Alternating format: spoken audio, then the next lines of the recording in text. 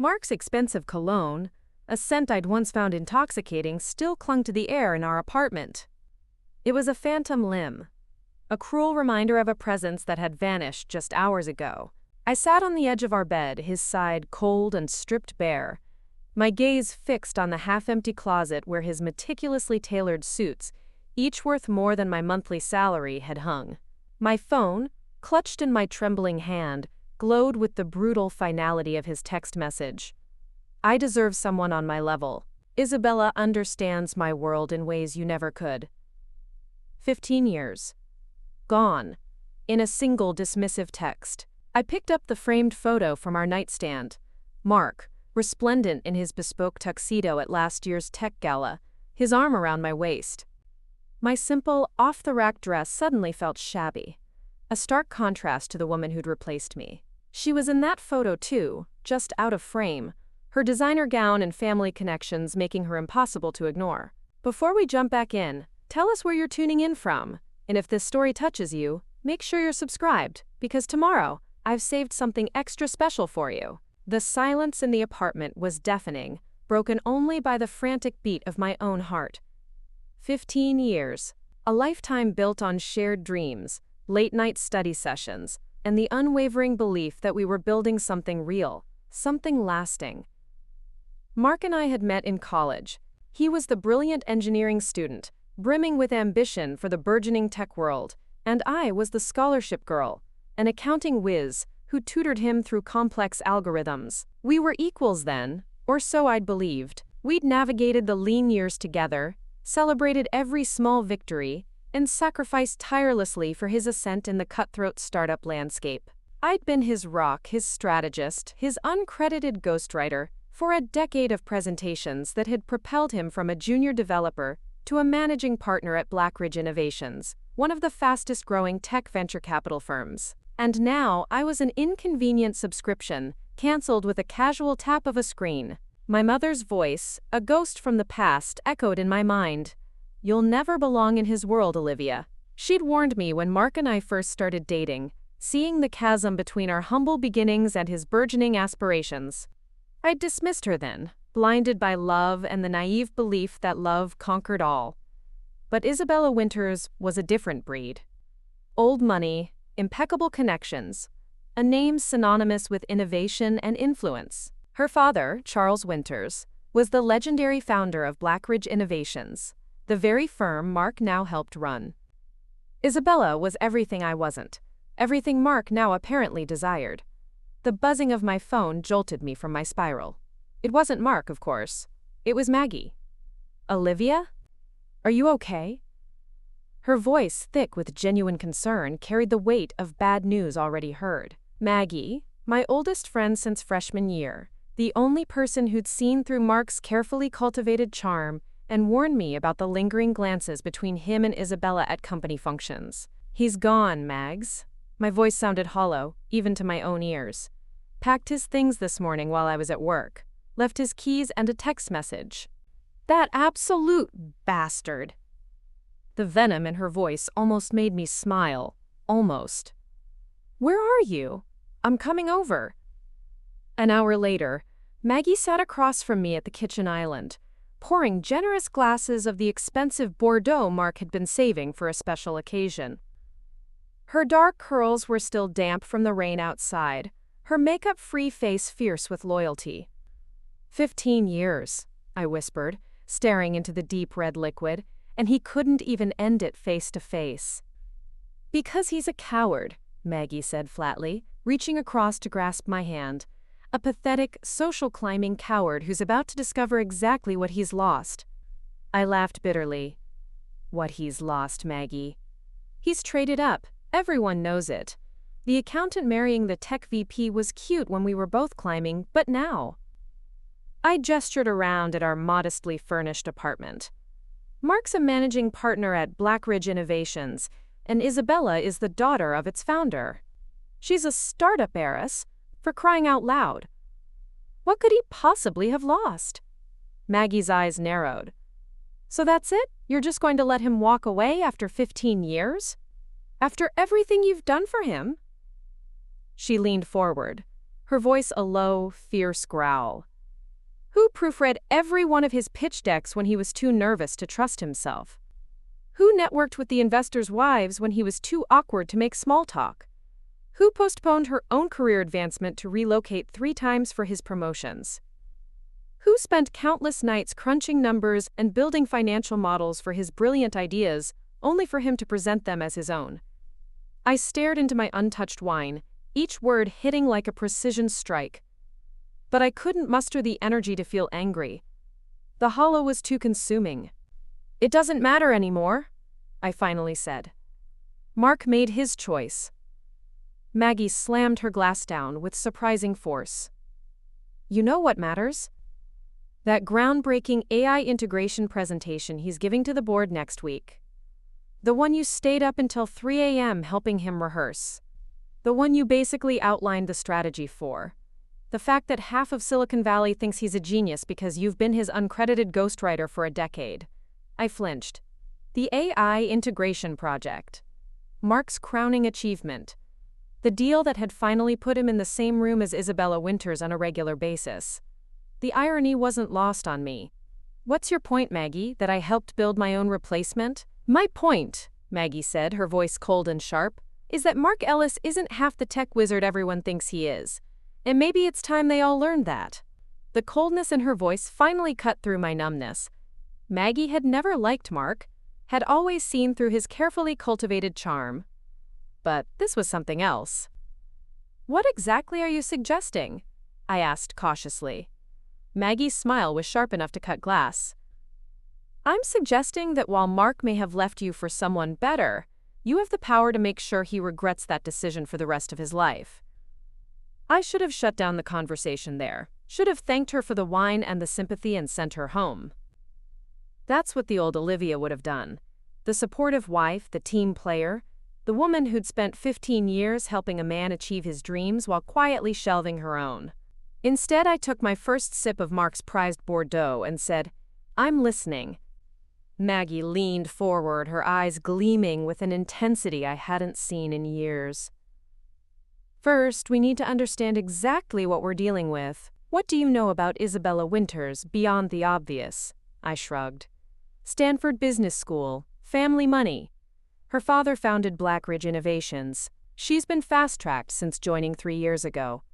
Everyone treats her like she walks on water. The bitterness in my voice surprised even me. That's the public profile, Maggie countered. But people like that always have secrets. She pulled out her phone. My cousin Marcus works in financial journalism. He's been tracking the Winters family for years.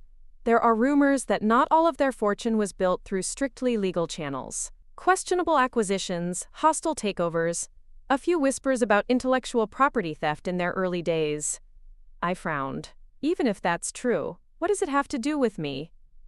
Maybe nothing, maybe everything, Maggie said, her fingers flying across her screen. The point is, knowledge is power, and right now, you need every advantage you can get. Something cold and unfamiliar uncurled in my chest, a sensation I'd never allowed myself to feel before. 15 years of supporting, accommodating, understanding. 15 years of shrinking myself to fit into Mark's world. And for what?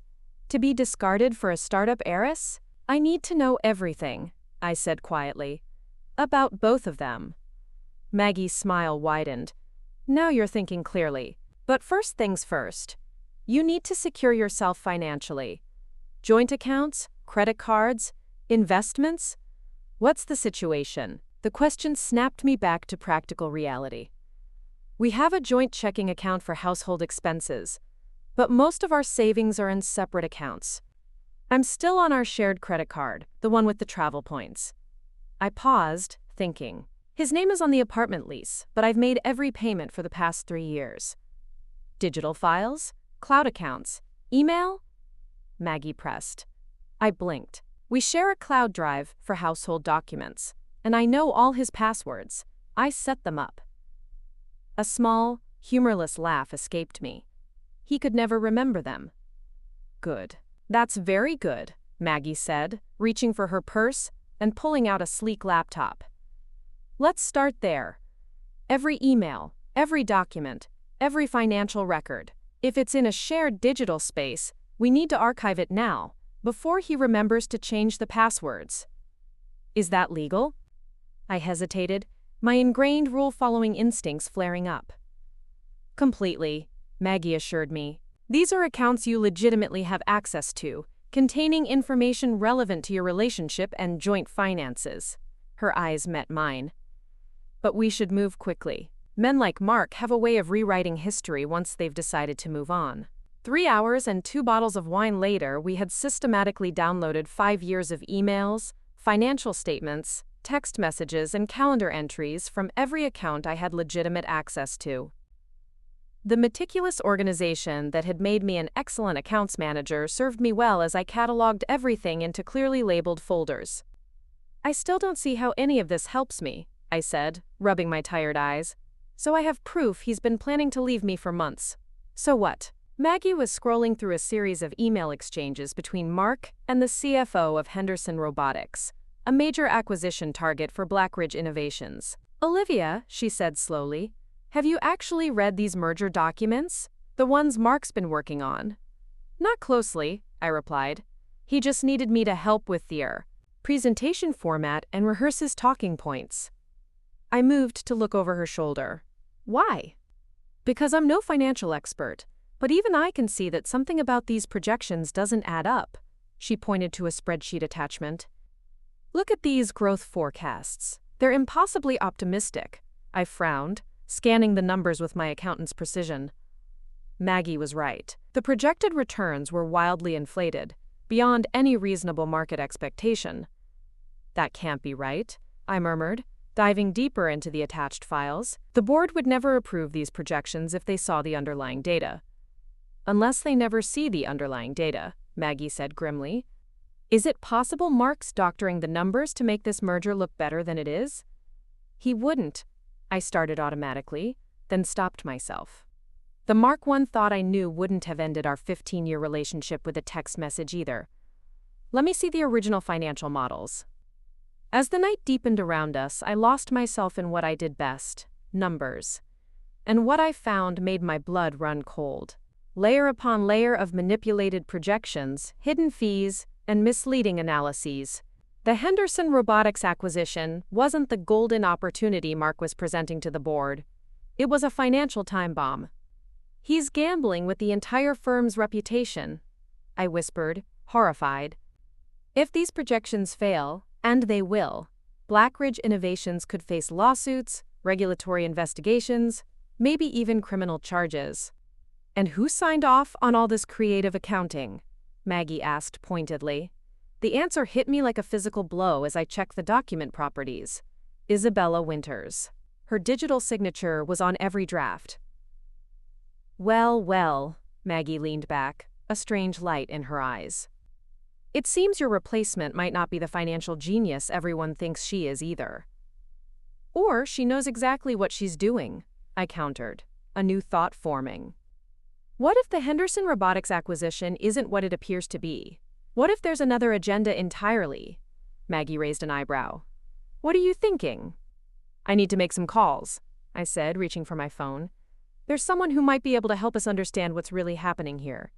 At 2 a.m.? Maggie asked skeptically. No, but first thing tomorrow. I stood up, a strange calm settling over me. Marcus isn't the only one with contacts in financial journalism. Remember Eric Donovan from the Economic Crimes Unit? We dated briefly before I met Mark, the FBI guy. Olivia, what exactly are you planning? Maggie's voice was laced with concern. I looked around the apartment that suddenly felt like a monument to my own naive devotion. 15 years of supporting a man who couldn't even face me when he left. 15 years of being the perfect partner, only to be discarded when someone more convenient, more connected, came along. I'm not planning anything yet, I said carefully. But Mark and Isabella have made a critical error in judgment. What's that? Maggie asked. I smiled for the first time that day.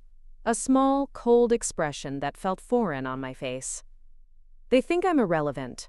Just the discarded wife who'll quietly disappear while they build their perfect power couple narrative. I picked up the wedding photo, Mark's confident smile now looking smug and calculating, But they've forgotten something important. What's that? Maggie pressed.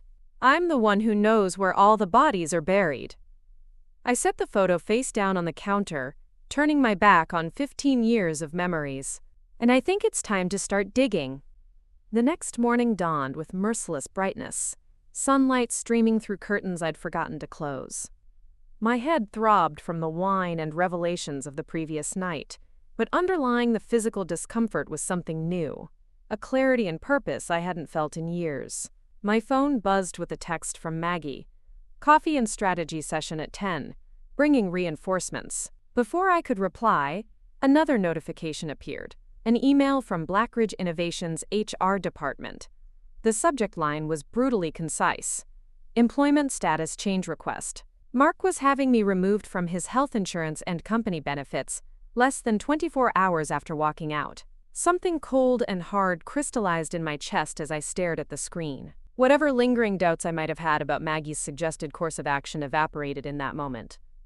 I typed a quick response to her text. My place, 10 a.m. Bring everything you've got. Then I opened my laptop and began methodically downloading every remaining document from our shared cloud storage.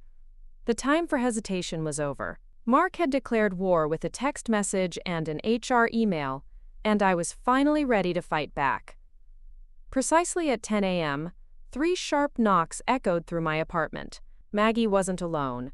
Behind her stood a tall man with salt and pepper hair and calculating eyes that missed nothing as they swept over my living room. Olivia, this is Marcus Chen, Maggie said, closing the door behind them. My cousin from the Financial Times. Marcus nodded, extending his hand. I've been following the Winters family for years. When Maggie told me what happened, I knew I had to help. I gestured toward the dining table, now covered with printouts of financial documents I'd spent the morning analyzing. I appreciate it, but I'm still not sure what we're doing here. Even if the Henderson Robotics projections are manipulated, what does that have to do with me? Marcus set his leather briefcase on the table. Everything, potentially. May I? He gestured to the documents. I nodded, watching as he methodically scanned through the spreadsheets, his expression growing increasingly interested. These projections aren't just optimistic, he finally said. They're deliberately misleading. The question is why?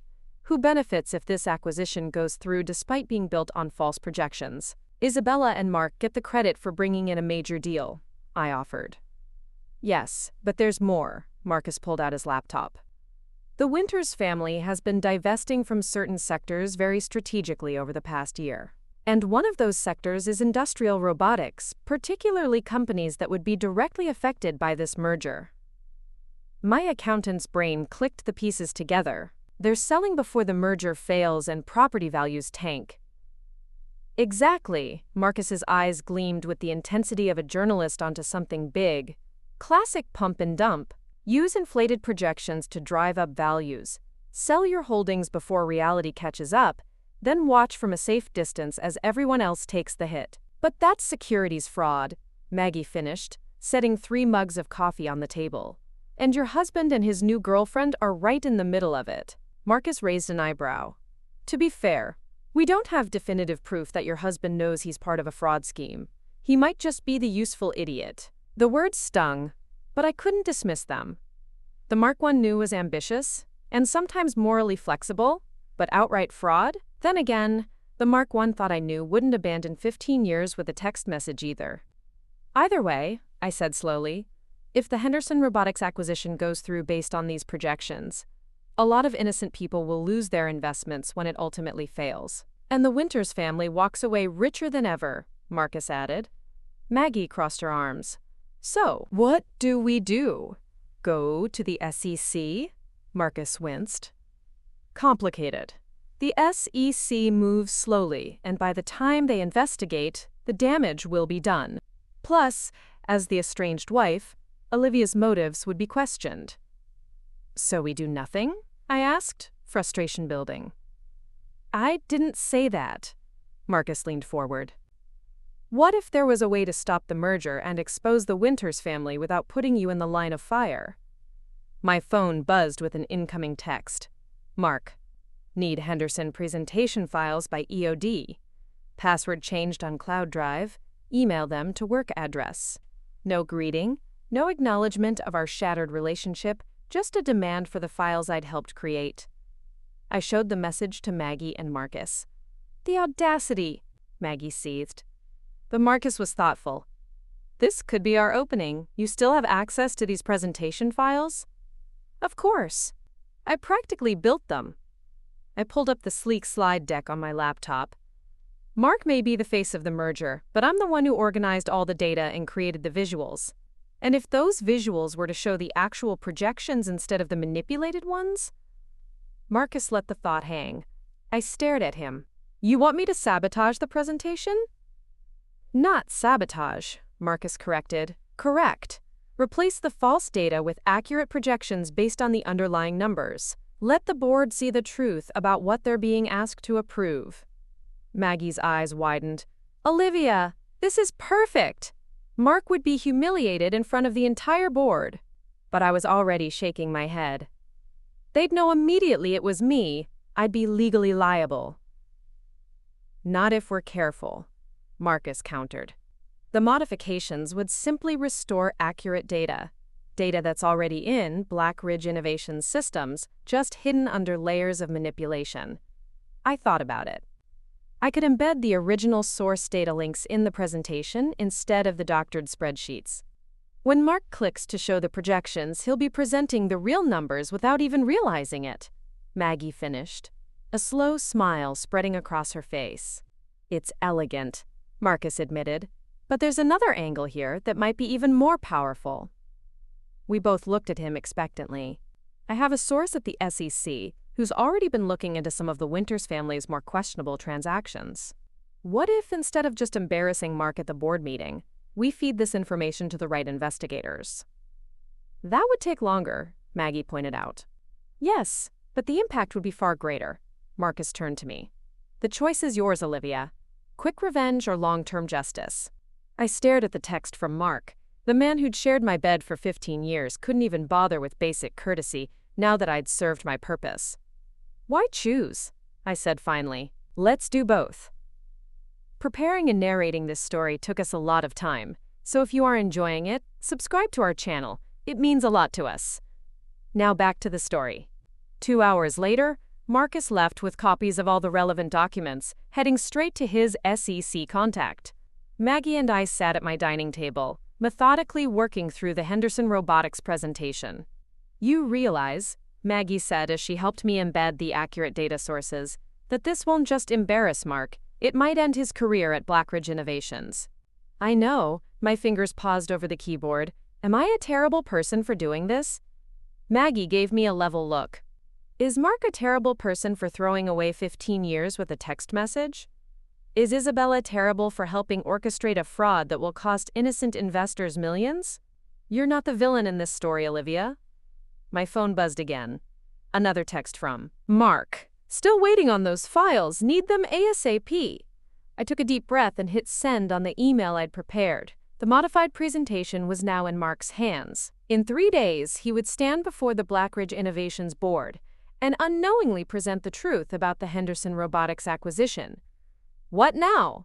Maggie asked. "Now," I said, closing my laptop. "We prepare for phase 2.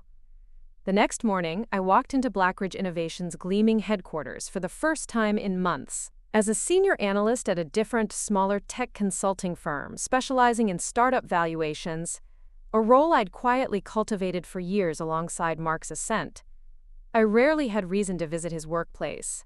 Today, however, I had manufactured one. "Olivia Walker, to see Gloria Harrington, HR Director," I told the receptionist, keeping my voice steady. "I have an appointment regarding benefit transitions." The receptionist's expression flickered with recognition and pity. News of Mark's sudden departure from our marriage had clearly made the rounds. "Of course, Ms. Walker. 15th floor. She's expecting you." I nodded my thanks, ignoring the curious glances that followed me to the elevator. The irony wasn't lost on me. I'd been to countless Blackridge Innovations social events as Mark's wife, yet this was only my second time visiting the actual offices. Mark had always preferred to keep our professional lives separate. Now I understood why. Awacum pass. Gloria Harrington's office was a model of corporate efficiency. The HR director herself was a trim woman in her 50s with shrewd eyes that assessed me carefully as I entered. "Ms. Walker, please have a seat." "Ms. Walker, actually," I corrected gently. I never changed my name professionally. A flicker of approval crossed Gloria's face. "Of course, my apologies, Ms. Walker. I understand you're here to discuss the transition of benefits following your separation." "Yes."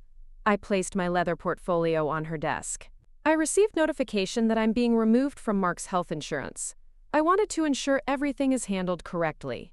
"Quite prudent," Gloria nodded, typing something into her computer. "We've received Mr. Ellis's request, but these transitions typically take 30 days to process. You should remain covered until the end of the month." "I appreciate that." I paused, then added carefully. "There's also the matter of the Blackridge Innovations Founders Fund pledge." Gloria frowned. "I'm not sure I follow." "The charitable pledge Mark and I made last quarter." I held out a document from my portfolio. "We committed to a 5-year donation schedule to the fund's Innovation Education Initiative. Given the circumstances, I wanted to clarify how that will be handled." Gloria took the document, genuine confusion crossing her face. "I don't recall Mr. Ellis mentioning any personal pledge to the fund." "Oh," I feigned surprise. "That's odd. We discussed it extensively. The paperwork was finalized in February." I pulled out another document, the check with both our signatures and the accompanying pledge form. "Perhaps it hasn't been processed yet." Gloria studied the documents, her frown deepening. "This appears to be in order, but it's strange that it's not in our system. The fund is Chairman Winter's personal project, I understand. Perhaps there was some miscommunication." I smiled apologetically. "I'd hate for there to be any confusion, especially with the fund's annual gala next week. Mark mentioned Chairman Winters specifically thanked him for our commitment." Gloria's eyes narrowed slightly. "Did he now?" "I'm sure it's just an administrative oversight," I added smoothly. "Would you mind looking into it? I'd like to ensure our pledge is properly recognized, regardless of our personal situation." "Of course," Gloria said, her tone shifting from sympathetic to intrigued. "I'll speak with the fund director immediately." "Thank you." I stood, extending my hand. "I appreciate your discretion in this matter." As I left Gloria's office, I checked my watch. The carefully placed seeds of doubt would need time to germinate. According to the building directory, I had 15 minutes before my next appointment. Just enough time for a casual detour. The executive floor was eerily quiet as I stepped off the elevator. Most of the senior staff would be in the daily strategy meeting, including Mark. The administrative assistant desk outside his office was momentarily unattended, giving me the perfect opportunity. I walked purposefully toward Mark's office, projecting the confidence of someone who belonged there. The door was unlocked. Mark had always been careless about security, relying on his assistant to monitor access. His office was exactly as I'd imagined from his descriptions over the years. Corner views of the city, minimalist furniture, shelves lined with tech journals and industry awards. What hadn't appeared in his descriptions were the framed photos of Isabella, now prominently displayed on his desk, already replacing 15 years of our shared history. I took a deep breath, focusing on why I was here. It took less than 2 minutes to place the small USB drive in the underside drawer of his desk, hidden but accessible. On it was a program that would activate during his board presentation, ensuring that even if he noticed and tried to correct the accurate projections I'd embedded, the true data would continue to override his attempts. Just as I was preparing to leave, voices approached in the hallway. I recognized one immediately. Isabella Winters, her crisp, confident tone unmistakable. "The board is getting impatient, Mark. We need to accelerate the timeline." "Everything's on track for Friday's presentation," Mark's voice replied, tense in a way I recognized from countless late nights preparing for big meetings. "The projections look solid." "They'd better be," Isabella retorted. "My father is staking his reputation on this acquisition." "Our reputation?" Mark corrected, an edge entering his voice. "I'm putting just as much on the line here." Their voices were getting closer. I glanced around frantically, then slipped behind the heavy curtains just as the office door opened. "Don't be naive," Isabella said, her voice now clear in the room. "My father brought you into this inner circle because I vouched for you. One misstep, and you'll be back pitching mid-level startups faster than you can say seed funding." Through the sliver between the curtains, I could see them. Mark in his tailored suit, looking uncharacteristically uncertain, and Isabella, immaculate in designer workwear, her posture radiating the confidence of someone born to privilege. "That won't happen," Mark insisted. "The presentation is bulletproof. Olivia helped me fine-tune it before." "Well, you know." Isabella laughed, a sound like glass breaking. "Ah, yes, the helpful little wife. Tell me, did she ever suspect what was really happening with Henderson Robotics?" My breath caught in my throat. "Of course not," Mark replied, and the dismissive certainty in his voice cut deeper than his betrayal. "Olivia sees numbers, not strategy. She's good with spreadsheets, but she never understood the bigger picture." "Well, let's hope you've scrubbed any trace of her work from the final presentation," Isabella continued. "The last thing we need is some accountant's conservative projections undermining our narrative." "It's handled," Mark assured her. "Everything now reflects the growth potential we discussed."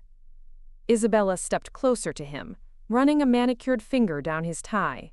"Good, because once this acquisition goes through, we'll have more to celebrate than just a professional victory.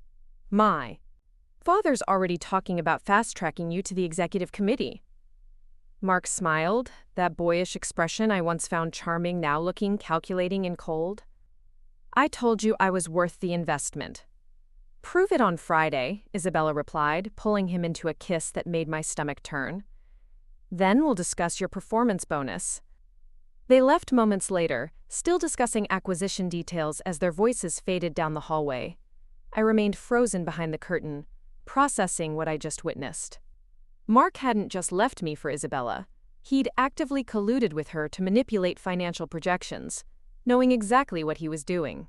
When I was certain they were gone, I slipped out from my hiding place, a new resolve hardening within me. This wasn't just about a husband's betrayal anymore. It was about stopping a deliberate fraud that would hurt countless innocent investors.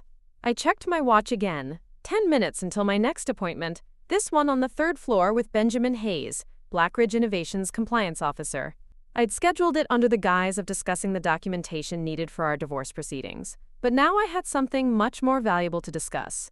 A first-hand account of Isabella Winters explicitly acknowledging the manipulation of acquisition projections.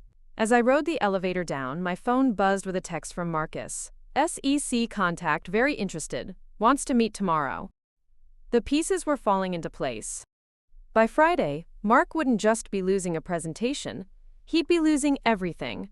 And I was just getting started. Benjamin Hayes, Blackridge Innovations compliance officer, looked nothing like I'd expected. Rather than the stern, humorless figure Mark had often described, I found myself facing a thoughtful man in his early 50s, with kind eyes behind wire-rimmed glasses. "Ms. Walker," he said, gesturing to the chair across from his desk, "how can compliance assist with your divorce documentation?" I took a moment to study him, weighing my options.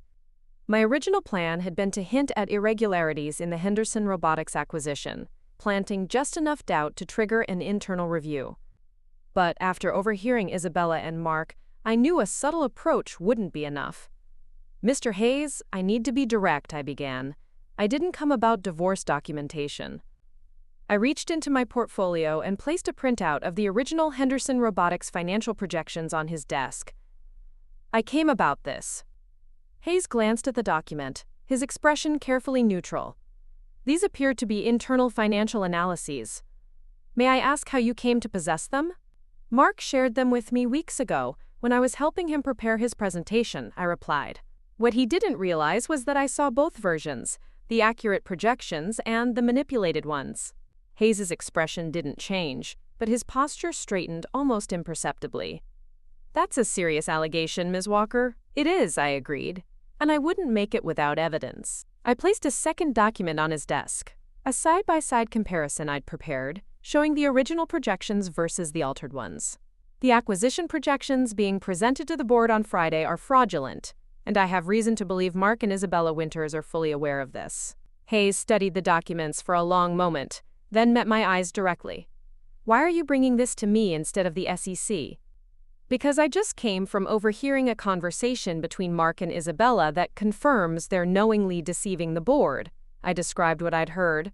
Watching Hayes's professional composure falter, as I quoted Isabella's words about, quote, conservative projections undermining their narrative. I see. Hayes removed his glasses, pinching the bridge of his nose. Ms. Walker, I'm obligated to ask, is this information being presented out of professional concern or personal grievance? It was a fair question. Both, I admitted.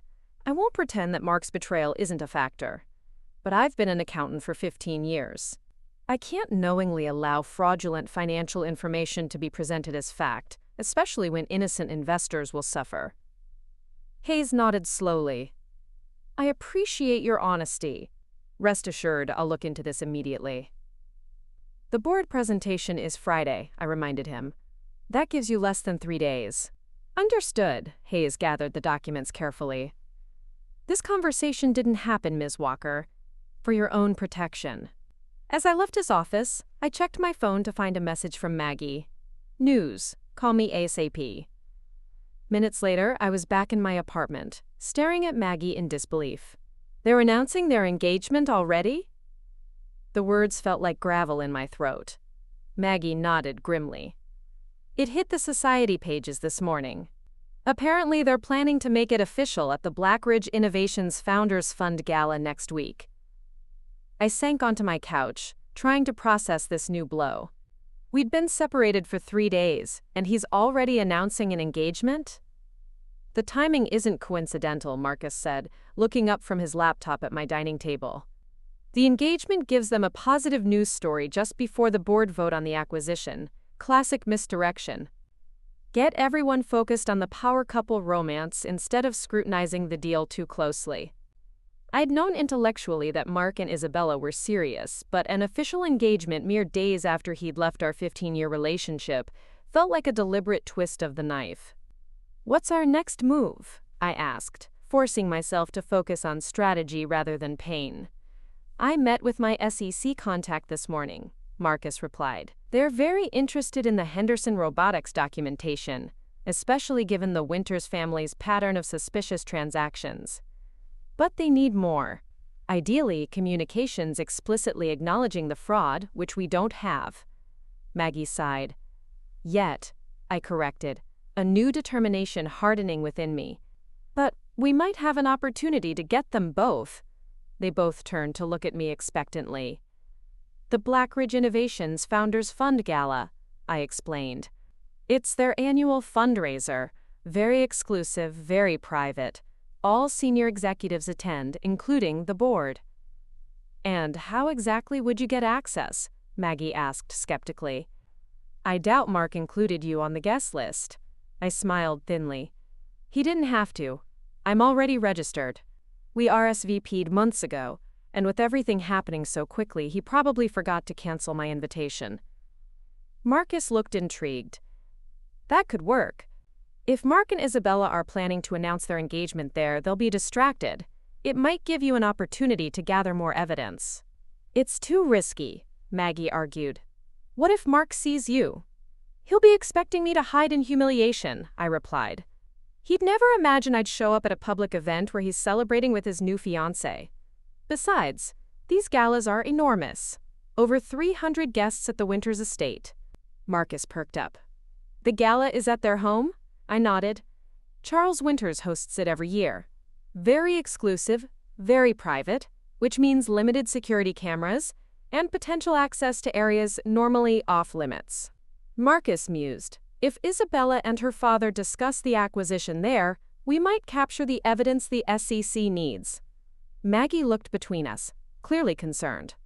This sounds like something from a spy movie. You're talking about wearing a wire? Breaking into offices? This isn't you, Olivia. The old me wouldn't have considered it, I admitted. But the old me also believed in playing by the rules and supporting her husband's career. Look where that got me.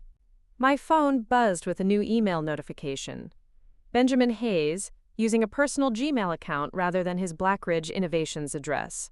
Need to speak urgently. Meet at Carson's coffee shop 7 p.m. tonight. Come alone. I showed the message to Marcus and Maggie. It could be a trap, Maggie warned immediately.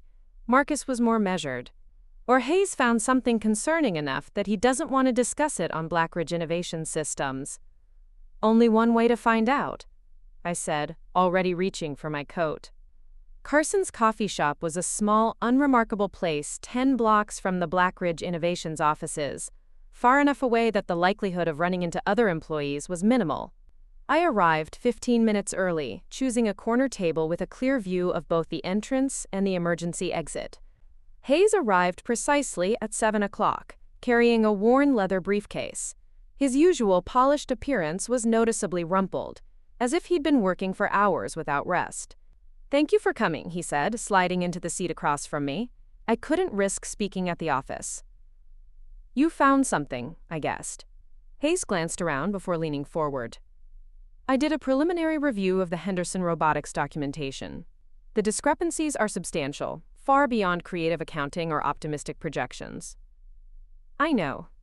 What you may not know," Hayes continued, lowering his voice further, "is that the pattern extends beyond Henderson Robotics.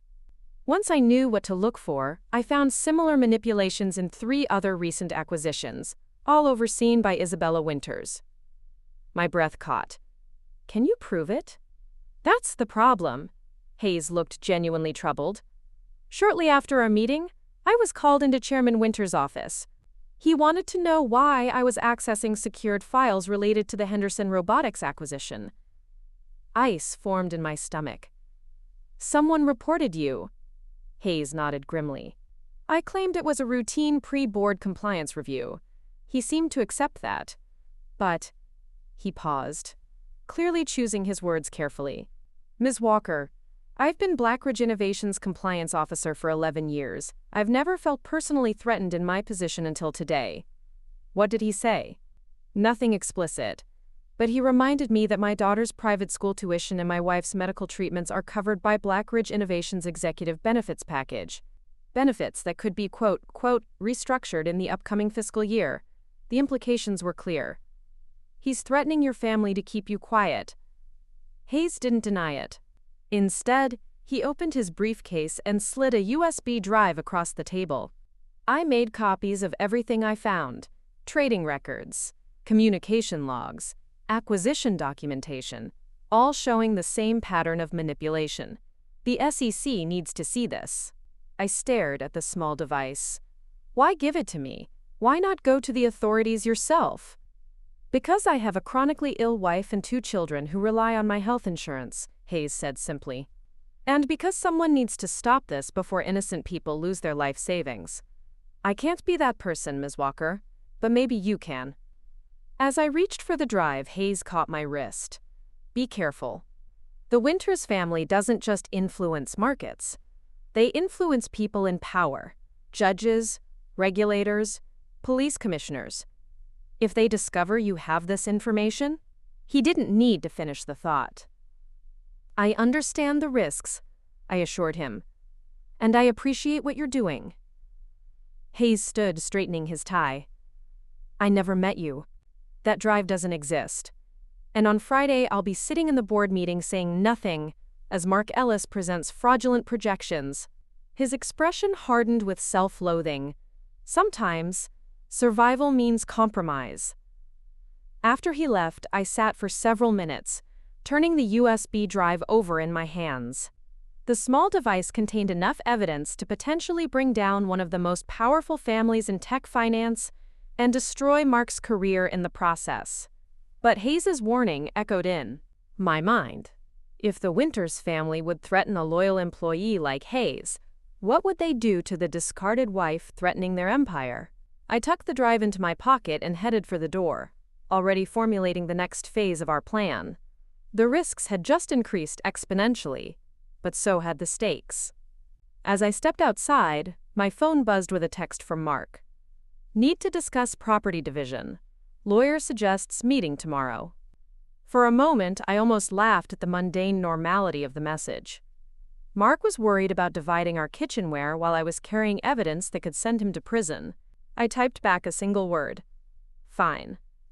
The game was changing, and for the first time since Mark walked out, I was the one holding the cards. The law office of Greenberg & Associates occupied the entire 42nd floor of a sleek downtown tower. I'd passed the building countless times but never been inside. Mark had handled all our legal matters throughout our marriage, Another way he'd kept me dependent, I now realized. The receptionist's smile was professionally sympathetic. "Ms. Walker, Mr. Ellis is already in the conference room with Mr. Greenberg. This way, please." I followed her down a hallway lined with expensive abstract art, mentally rehearsing the role I needed to play. Wounded but reasonable, emotional but not hysterical.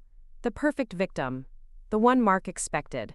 Mark stood as I entered, his expression a carefully practiced blend of regret and resolution. Beside him sat an older man with silver hair and a $1,000 suit. Arthur Greenberg himself, not one of his associates. Mark was pulling out all the stops. "Olivia," Mark nodded, his voice gentle in a way that once would have melted my defenses. "Thank you for coming." I took the seat opposite them, placing my portfolio on the polished conference table. "Let's keep this brief. I have another appointment at noon." A flicker of surprise crossed Mark's face. In our marriage, I'd always rearranged my schedule to accommodate his priorities. This small assertion of independence seemed to unsettle him. "Of course," Greenberg smiled smoothly. "We've prepared a preliminary division of assets that we believe is quite generous." He slid a document across the table.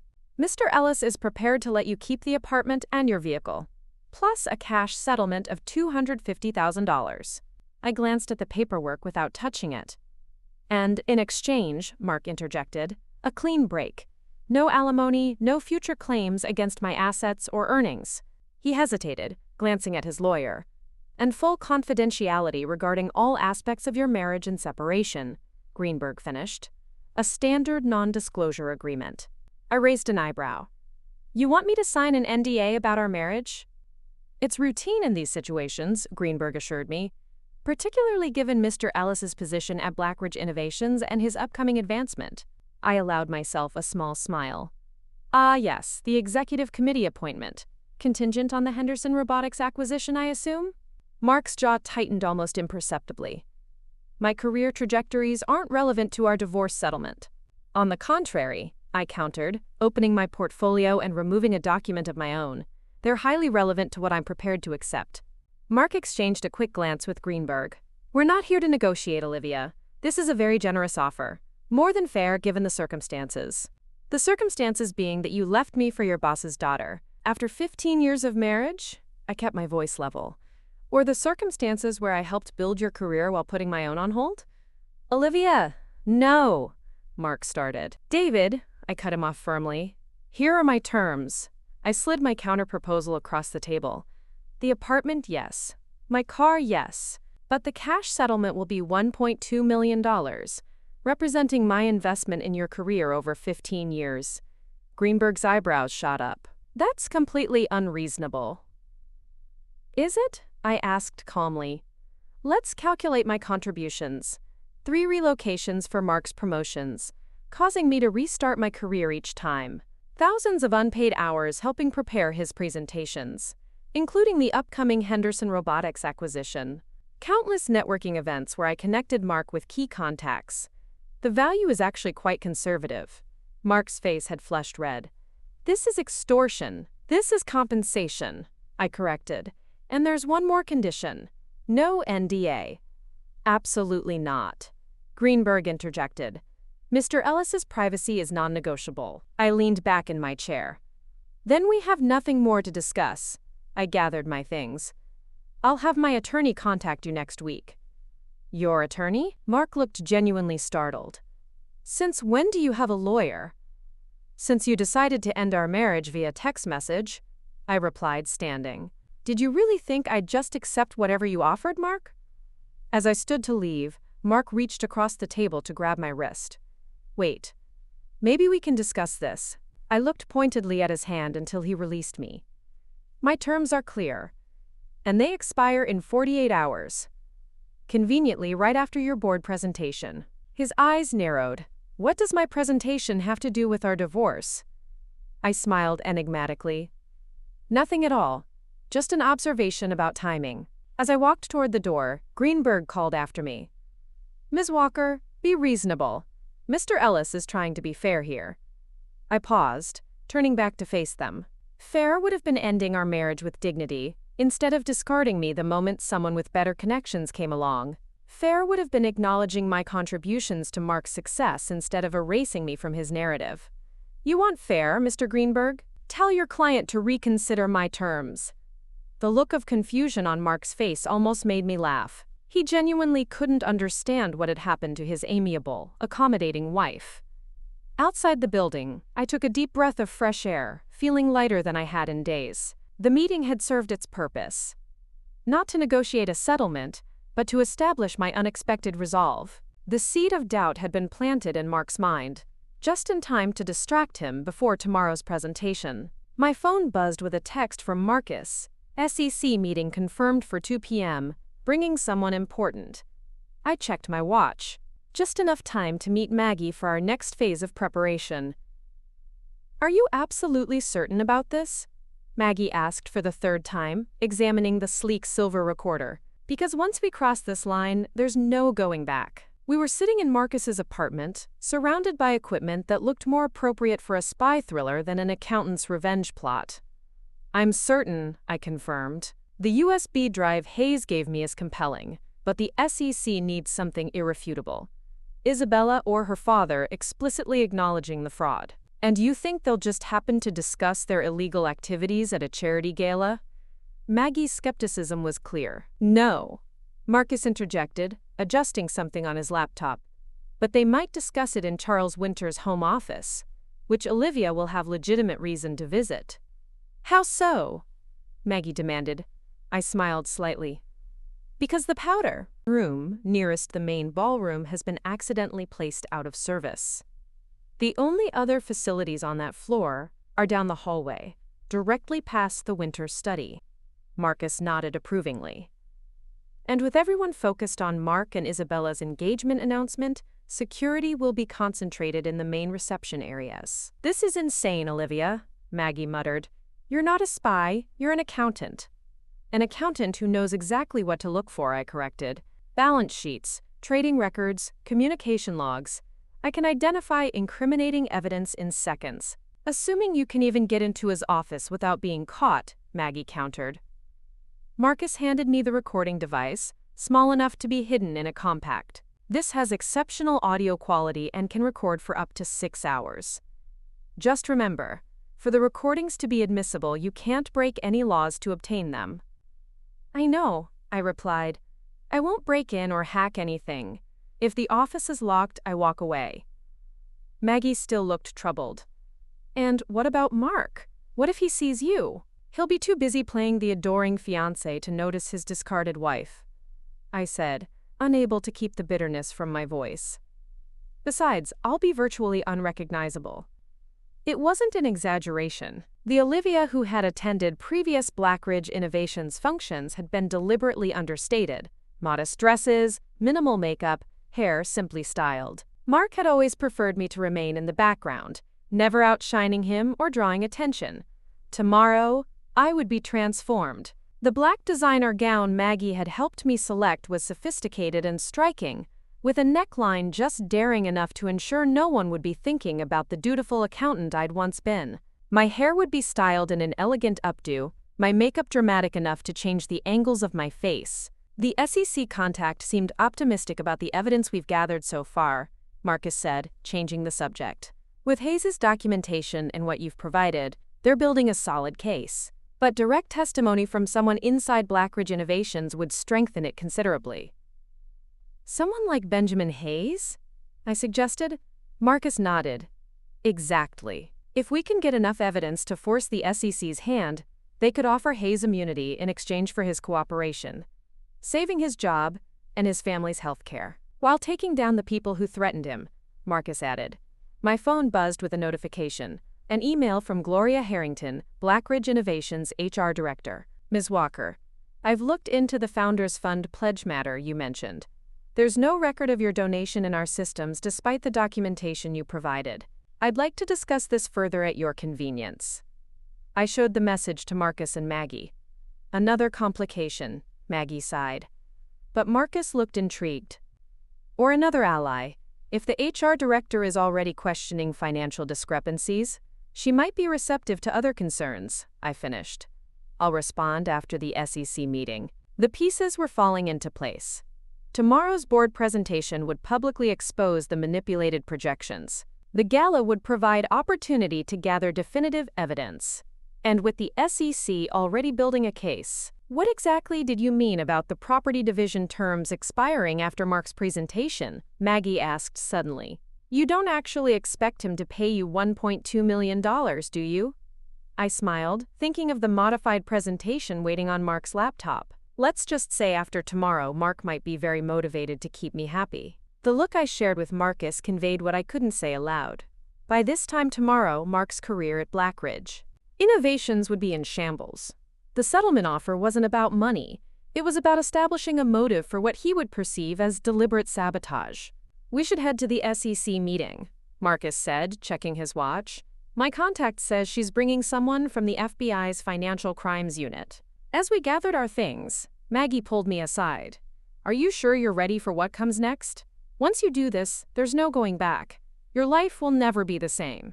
I thought about the text message that had ended my marriage, about 15 years of supporting Mark's dreams while deferring my own, about the casual cruelty with which he and Isabella had discussed me. My life already isn't the same, I replied quietly. The only difference is, now I'm the one choosing the direction it takes.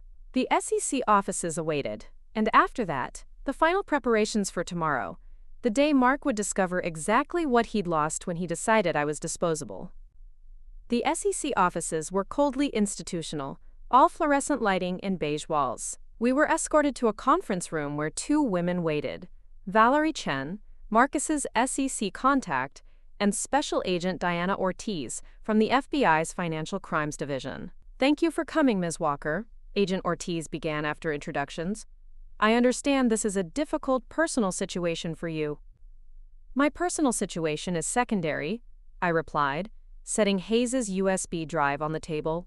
This contains evidence of deliberate securities fraud involving multiple executives at Blackridge Innovations, including Isabella Winters and my husband, Mark Ellis. Valerie raised an eyebrow at my directness. Marcus mentioned you had compelling documentation, but this seems quite comprehensive. It is, I confirmed.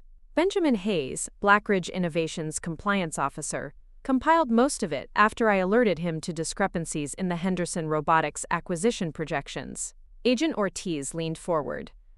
And Mr. Hayes gave you this drive willingly? Yes, after Chairman Winters threatened his family's healthcare benefits if he continued investigating.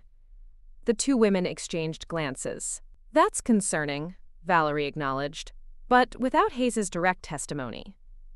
I understand, I interjected, which is why I'm attending the Blackridge Innovations Founders Fund Gala tomorrow night. I believe I can obtain recordings of Isabella or her father explicitly acknowledging the fraud. Agent Ortiz's expression was skeptical. Ms. Walker, while we appreciate your initiative, gathering evidence is our job. Citizens conducting their own investigations can compromise prosecutions. With all due respect, Agent Ortiz, Marcus intervened, Olivia has legitimate access to the gala as Mark's wife. The separation is so recent that her invitation hasn't been rescinded. No laws would be broken. And I know exactly what to look for, I added. These aren't just random financial discrepancies. They're part of a systematic pattern of fraud designed to artificially inflate values related to the Henderson Robotics acquisition. Valerie studied me thoughtfully. And tomorrow is the board vote on this acquisition? Yes, I confirmed, though I've already taken steps to ensure the board sees the actual projections rather than the manipulated ones. Agent Ortiz's eyes narrowed. What kind of steps? I explained how I'd modified Mark's presentation, careful to emphasize that I'd simply restored accurate data rather than inserting false information. That's creative, Valerie said carefully, but it doesn't give us what we need for charges. We need explicit acknowledgement of intent to defraud, which is why the gala is crucial, I insisted. The Winters family will be desperate to control the narrative after Mark's presentation reveals the accurate projections. They'll have to discuss damage control. Agent Ortiz still looked unconvinced. This is a federal investigation, Ms. Walker, not a revenge plot. The words stung, but I maintained my composure. I'm well aware of the legal stakes, Agent Ortiz. This isn't about revenge. It's about preventing thousands of innocent investors from losing everything when this fraudulent acquisition inevitably collapses. Valerie intervenes smoothly. Perhaps we could find a compromise. Ms. Walker attends the gala as planned, but with clear parameters about what constitutes admissible evidence. Over the next hour, we outlined a careful strategy. I would wear the recording device but would not attempt to access any locked rooms or password-protected files. If I overheard relevant conversations, I would document them without attempting to direct or manipulate the speakers. We'll have agents stationed nearby, Agent Ortiz concluded. If you obtain anything significant, you contact us immediately. Not the press. Not Blackridge Innovations Board, us. Understood? I agreed. But what about Hayes? He took an enormous risk, providing this evidence. If this leads to charges, we can discuss immunity options, Valerie assured me. But first, we need those recordings. As we prepared to leave, Agent Ortiz held me back for a moment. Ms. Walker, I need to ask, are you absolutely certain your husband is knowingly involved in this fraud? Because once this moves forward, there's no protecting him, regardless of your personal relationship. I met her gaze steadily. I heard him discussing the manipulated projections with Isabella Winters. He knows exactly what he's doing. She nodded, seeming satisfied. Then I'll see you tomorrow night. Be careful. You look transformed, Marcus said appreciatively as I emerged from Maggie's bedroom the following evening. The woman in the mirror was indeed barely recognizable as the Olivia Walker, who had spent 15 years in Mark's shadow. The black gown was sophisticated, yet daring, with an asymmetrical neckline that drew attention to my collarbones and a slit that revealed just enough leg to ensure no one would be thinking about spreadsheets. My hair, usually pulled back in a practical style, now fell in elegant waves over one shoulder. The makeup was subtle but strategic, emphasizing cheekbones I'd forgotten I had. Will Mark even recognize you? Maggie wondered, adjusting my diamond earrings, borrowed from her collection and worth more than my monthly salary. That's the idea, I replied. I need to be visible enough to establish my presence, but not so obvious that Mark immediately spots me, at least not until after his presentation disaster. Marcus checked his watch. Speaking of which, the board meeting should be wrapping up right about now. Are we ready for phase 2? I nodded, touching the small recording device concealed in my evening bag. As ready as I'll ever be. Maggie squeezed my hand. Remember, if anything feels wrong, you walk away. No evidence is worth putting yourself at risk. I'll be fine, I assured her, though my racing pulse suggested otherwise. The hard part is already done. The presentation is set to reveal the true projections. By now, Mark's professional reputation is in tatters, and the Winters family will be looking for someone to blame, Marcus reminded me. Stay focused, get what we need, then get out. The car service Marcus had arranged arrived precisely on schedule. As we drove toward the Winters estate in the exclusive North Hills neighborhood, I mentally rehearsed my approach. The gala would be crowded with Blackridge Innovations executives, board members, and wealthy clients, most of whom would have just witnessed Mark's humiliation at the board meeting. Timing would be crucial. The recording device is activated, Marcus confirmed, checking the app on his phone. Remember, try to get as close as possible to any relevant conversations. The odd. Microphone is sensitive, but background noise could be an issue. I nodded, watching through the window as we approached the illuminated gates of the Winters estate. Luxury cars lined the circular driveway, disgorging passengers in formal wear. Security guards checked invitations with polite efficiency. This is it, I murmured, more to myself than to Marcus and Maggie. No turning back now. Marcus touched my arm briefly. We'll be monitoring the audio feed from the car. Any problems, send the text signal and we'll call with your emergency. With a final deep breath, I stepped from the car and approached the entrance.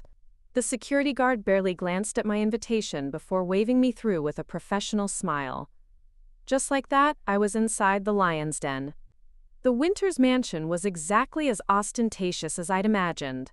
Marble floors, crystal chandeliers, priceless art displayed with calculated casualness. The main ballroom buzzed with conversation, much of it centered around clusters of Blackridge Innovations executives, whose tense expressions told me everything I needed to know about how the board meeting had gone. I accepted a champagne flute from a passing waiter, using it as cover to scan the room. No sign of Mark or Isabella yet, but Chairman Winters was holding court near the grand staircase, his forced smile suggesting damage control was already underway. Keeping to the periphery, I circulated slowly, catching fragments of conversations. Complete disaster. The projections were nowhere near what was promised. Board is furious. Williams was practically purple. Don't understand how Ellis could have made such a fundamental error. So Mark was taking the blame. Exactly as planned. I suppressed a smile, continuing my circuit of the room until I spotted Benjamin Hayes standing alone near a window, looking distinctly uncomfortable in his rented tuxedo. Catching his eye, I gave him an almost imperceptible nod. His expression remained neutral, but he casually moved toward the hallway leading to the restrooms. I waited 30 seconds, then followed. "They're crucifying Ellis," Hayes murmured when we were briefly alone in the corridor. "The board has suspended the acquisition vote, pending a complete audit." "And Isabella?" I asked quietly. "Damage control. She's claiming the errors were all Mark's, that she tried to warn him but he was too arrogant to listen." Hayes looked exhausted, the strain of the past few days evident in the shadows under his eyes. "Winters pulled me aside before the gala. Told me my, quote, discretion during the audit would be remembered when bonus season arrives." Another threat. An attempted bribe this time. Hayes glanced nervously over his shoulder. I should get back before I missed. "But Olivia," he hesitated. "Be careful. I overheard Isabella telling her father they need to secure the study. Whatever evidence you're hoping to find there may already be gone." I finished. "Thank you for the warning." As Hayes returned to the ballroom, I checked my watch. According to the program, Mark and Isabella's engagement announcement was scheduled for 9:30, just 30 minutes away. If I was going to access the study, it needed to be now, while everyone was distracted by the acquisition fallout. Following the directions Marcus had memorized from the estate blueprints, legally obtained through public records, he'd assured me. I made my way past the out-of-order powder room and down the hallway toward Charles Winters' private study. Heart pounding, I tried the door. Locked. Hayes's warning had come too late. Just as I was about to turn back, voices approached from around the corner. Isabella's crisp, British accent unmistakable even in anger. "This is a complete disaster, Mark. How could you let this happen?" "I don't understand what went wrong," Mark's voice replied, tension evident in every syllable. "Those weren't the projections I prepared." "Well, they're the projections the board saw, and now the entire acquisition is in jeopardy. Do you have any idea what this means?" With nowhere to hide, I made a split-second decision. I turned toward them and began walking confidently in their direction, praying the dramatic transformation in my appearance would buy me precious seconds of non-recognition. As we passed in the hallway, Mark's eyes flickered over me without interest, then widened in stunned realization. "Olivia!" I smiled coolly, enjoying his shock. "Hello, Mark." "Isabella. Congratulations on your engagement, though perhaps condolences might be more appropriate, given how the board meeting went." "So," Isabella recovered first, her perfect features arranging themselves into a brittle smile. "How unexpected to see you here. I wasn't aware Mark had included you on the guest list." "Oh, he didn't," I replied pleasantly, "but as it happens, our RSVP was submitted months ago. An oversight in your hasty transition." Mark's face had drained of color. "Olivia, what are you doing here?" "Just enjoying the party," I said, raising my champagne flute slightly. "It's quite the event, though the mood seems rather tense. Trouble with the Henderson robotics presentation, I hear?" The flash of suspicion in his eyes was immensely satisfying. "You know something about that, don't you?" "About what?" I asked innocently. "Your doctored projections being replaced with accurate ones? Why would I know anything about that?" Isabella's eyes narrowed dangerously. You interfered with Blackridge Innovations' business. No, I corrected. I simply ensured the board received honest financial projections instead of fraudulent ones, as any ethical accountant would do. You've made a serious mistake, Isabella said, her voice dropping to a threatening whisper. My father would be very interested to know the extent of your manipulation of the Henderson Robotics numbers. I interrupted. Not to mention the 3 previous acquisitions that show the same pattern of fraud. Both of them froze, the confirmation of their guilt written plainly across their faces. And every word was being captured by the recording device in my clutch. How much do you want? Mark asked finally. Is that what this is about? The divorce settlement? I laughed softly. Oh, Mark, this was never about money. Before either could respond, a commotion from the ballroom interrupted us. Raised voices, the sound of breaking glass. Security personnel rushed past us toward the source of the disturbance. Your father needs you, Mark told Isabella urgently. We'll deal with her later. As they hurried toward the ballroom, I slipped my phone from my clutch and sent the predetermined text to Marcus. The recording had captured everything I needed: explicit knowledge of the fraud, an attempted bribe, and Isabella's thinly veiled threat. My part was done. Now it was time for the professionals to take over. I moved quickly toward the front entrance, adrenaline coursing through my veins. In the chaos, no one noticed as I slipped outside into the cool night air, where Marcus and Maggie waited in the idling car. Did you get it? Marcus asked urgently as I slid into the back seat. I nodded, unable to suppress a victorious smile. Every word! And the distraction, right on schedule, Maggie confirmed. Anonymous tip to the business press about the board meeting disaster. They're swarming the front gates now.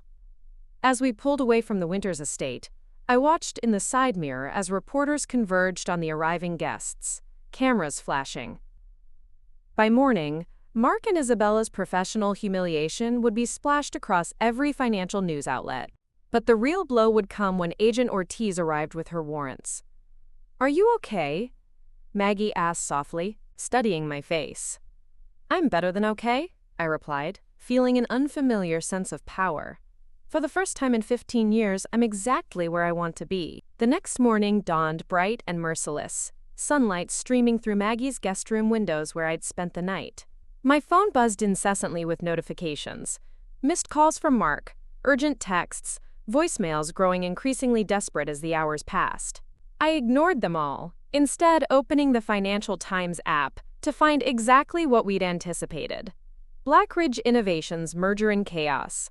Board suspends vote after presentation disaster. Marcus knocked softly before entering with 2 mugs of coffee. You've made quite a splash, he observed, handing me one. The business channels are running nothing else this morning. I scrolled through the article, savoring each devastating paragraph. The piece detailed how Mark's presentation had spectacularly unraveled, when the projections he displayed showed the acquisition would actually decrease shareholder value rather than generate the promised returns. Board members were quoted expressing shock and profound concern, with several calling for a complete audit of all recent acquisitions. Any word from Agent Ortiz? I asked, accepting the coffee gratefully. She called while you were still asleep. They're executing search warrants at Blackridge Innovations headquarters this morning. Marcus looked impressed. Your recording from last night was apparently exactly what they needed. Isabella's acknowledgement of the manipulated projections, plus the attempted bribe, sealed it. My phone buzzed again, Mark's name flashing on the screen for the 20th time. With a sigh, I finally answered, putting it on speaker so Marcus could hear. What the hell did you do, Olivia? Mark's voice was ragged with fury and panic. Good morning to you too, Mark, I replied calmly. I take it the board meeting didn't go well? You know damn well it didn't. You tampered with my presentation. The accusation echoed through Maggie's sunlit kitchen.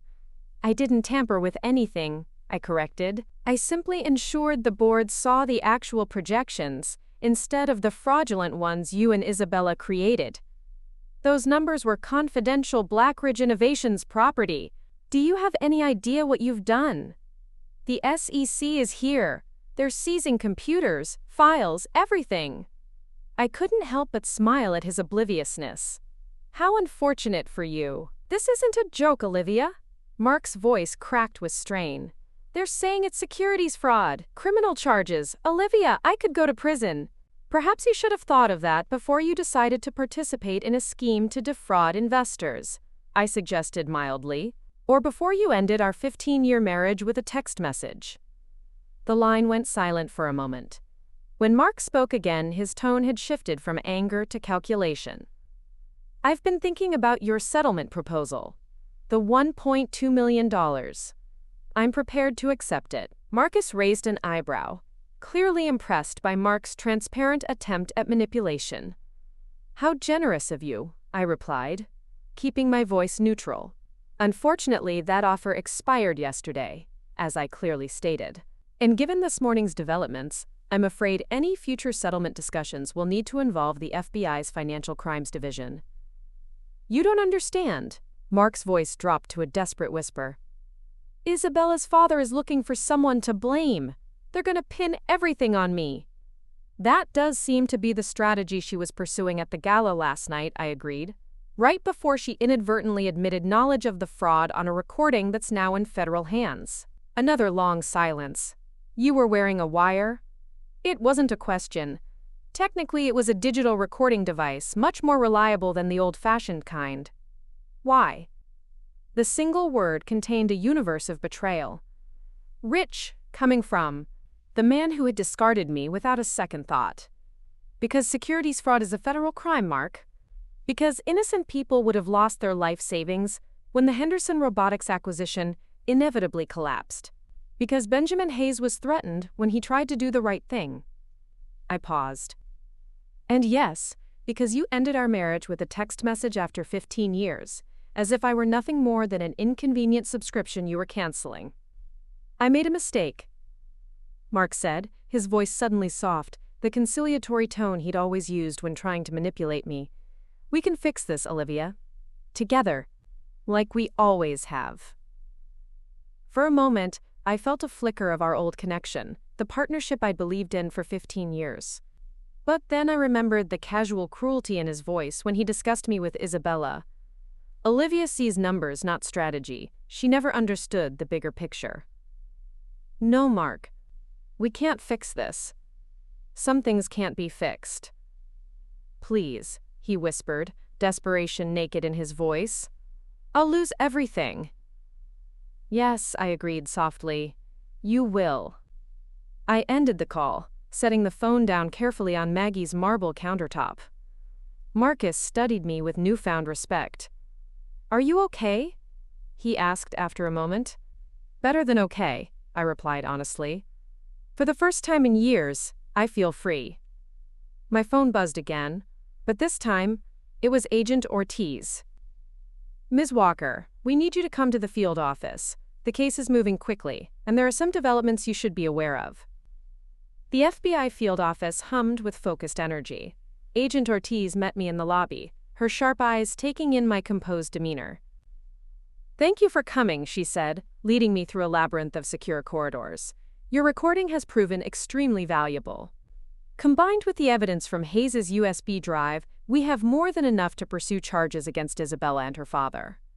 And Mark? I asked. Among others. Her expression was professionally neutral. That's partly why I asked you here. We've received overtures from several Blackridge Innovations executives looking to make deals. Your husband among them. My step faltered slightly. Mark wants to cooperate? He's offered to testify against the Winters family in exchange for reduced charges. Agent Ortiz led me into a conference room where Valerie Chen from the SEC waited alongside a distinguished older man I didn't recognize. Ms. Walker, this is U.S. Attorney Philip Garrison. He's overseeing the case. Garrison stood to shake my hand, his grip firm and assessing. Ms. Walker, your assistance has been instrumental in breaking this case. We're building what appears to be one of the most significant securities fraud prosecutions of the past decade. The Winters family has been manipulating markets for years, Valerie added. The Henderson Robotics acquisition was just the latest in a pattern that stretches back nearly a decade. What happens now? I asked, taking a seat at the conference table. Agent Ortiz exchanged glances with Garrison before responding. That depends partly on you. Mr. Ellis has offered substantial testimony implicating Isabella and Charles Winters, but his credibility is complicated by your personal relationship. You mean because we're in the middle of a divorce? I clarified. Precisely, Garrison nodded. The defense will inevitably claim his cooperation was coerced or influenced by personal animus. Your testimony regarding what you personally witnessed would help corroborate his account. I considered this carefully. Are you asking me to help Mark get a reduced sentence? We're asking you to help us bring down the people truly responsible for orchestrating this fraud, Agent Ortiz corrected gently. Based on what we've uncovered, your husband appears to have been brought into an existing scheme rather than initiating it himself. He's still culpable, I insisted. Absolutely, Garrison agreed, and he will face consequences. But in terms of prosecutorial priorities, the Winters family represents the greater threat to market integrity. I thought about Mark's desperate phone call that morning, about the text message that had ended our marriage, about 15 years of partnership dissolved in an instant when someone better came along. What would you need from me? I asked finally. A formal statement regarding the conversations you overheard between your husband and Isabella Winters.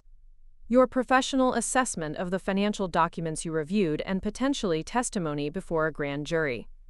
And in exchange? Agent Ortiz's expression softened slightly. We can't offer you anything in exchange, Ms. Walker. You're a witness, not a defendant. But I can tell you that your cooperation would significantly strengthen the case against the primary architects of this fraud. I considered my options carefully.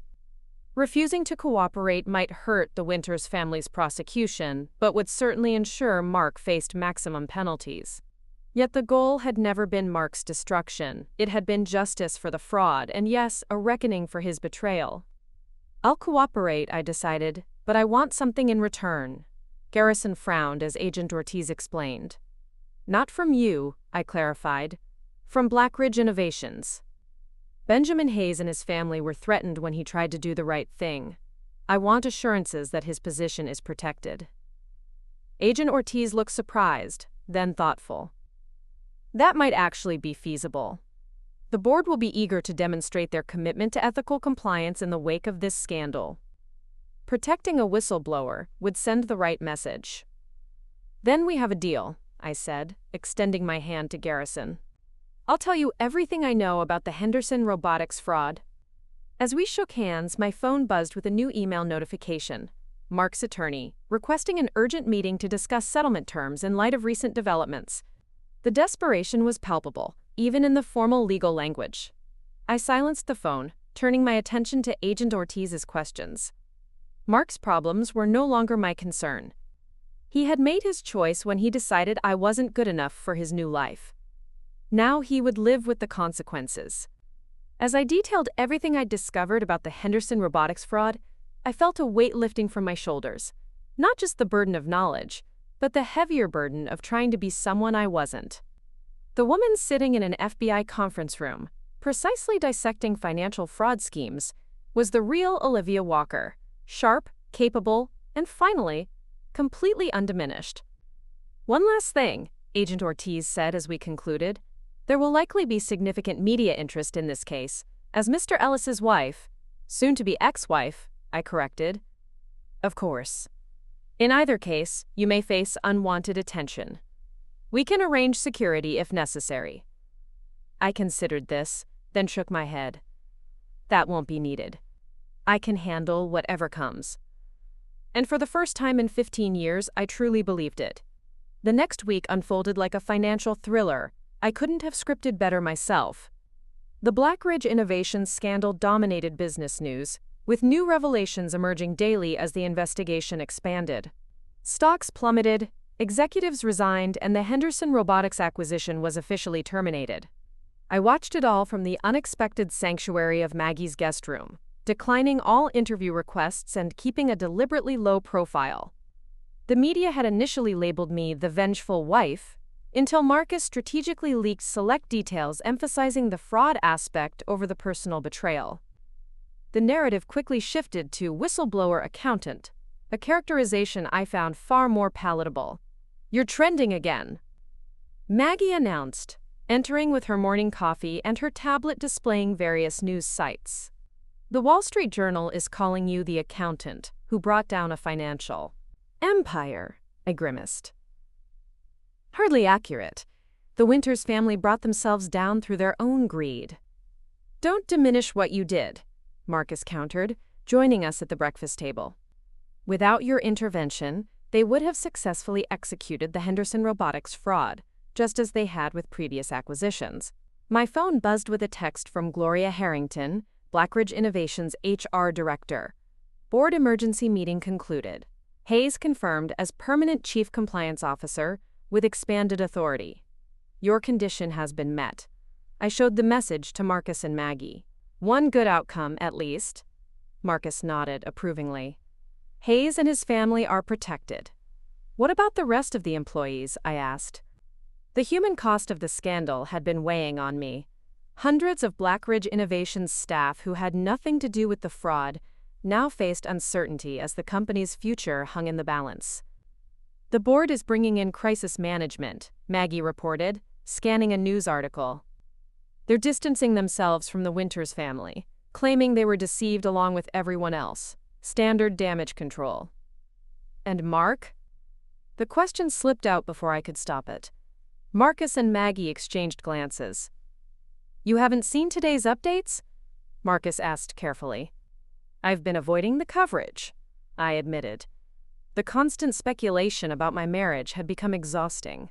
Marcus handed me his phone, open to a breaking news alert. Blackridge Innovations executive Mark Ellis released on $2 million bail following fraud charges. The accompanying photo showed Mark leaving the federal courthouse looking haggard and defeated in a rumpled suit that would have been unthinkable in his previous life. Isabella was conspicuously absent.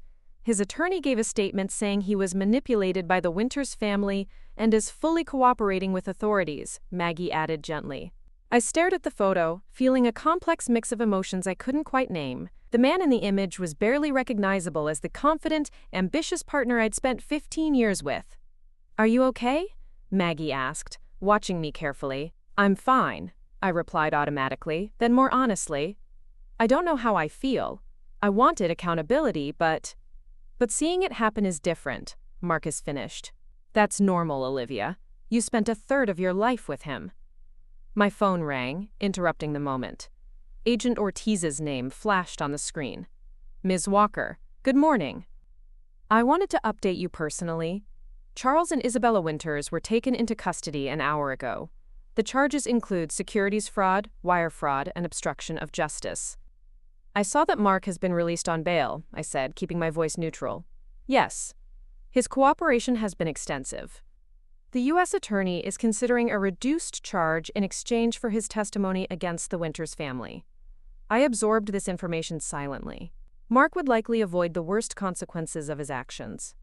Again, by sacrificing others. "There's something else," Agent Ortiz continued. "In the course of our investigation, we've uncovered evidence that may be relevant to your divorce proceedings. Financial accounts that Mr. Ellis apparently concealed from both you and the authorities." My breath caught. "What kind of accounts?"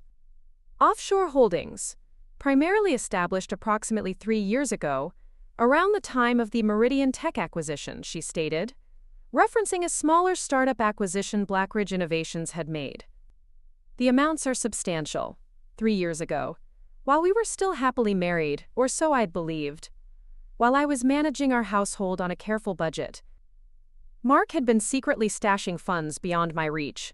"How substantial?" I asked, my accountant's precision asserting itself through the shock.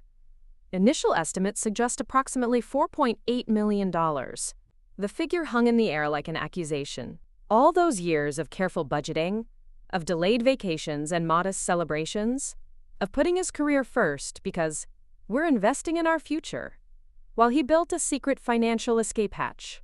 "I see," I said finally. "Thank you for telling me.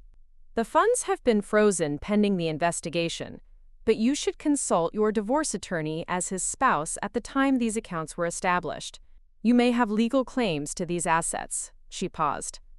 "I should also mention that Mr. Ellis has been trying to contact you through our office. He's quite persistent." "I'm sure he is," I replied dryly, "now that he needs my help again." After ending the call, I relayed the information to Marcus and Maggie, whose expressions cycled through shock to outrage on my behalf. $4.8 million, Maggie repeated incredulously. "While you were clipping coupons and buying department store clothes?" "Apparently," I confirmed, surprised by my own calm. Perhaps I had already reached my quota of shock where Mark was concerned. "You need to call Arthur Klein," Marcus insisted, referring to the divorce attorney he had connected me with. "This changes everything about your settlement negotiation."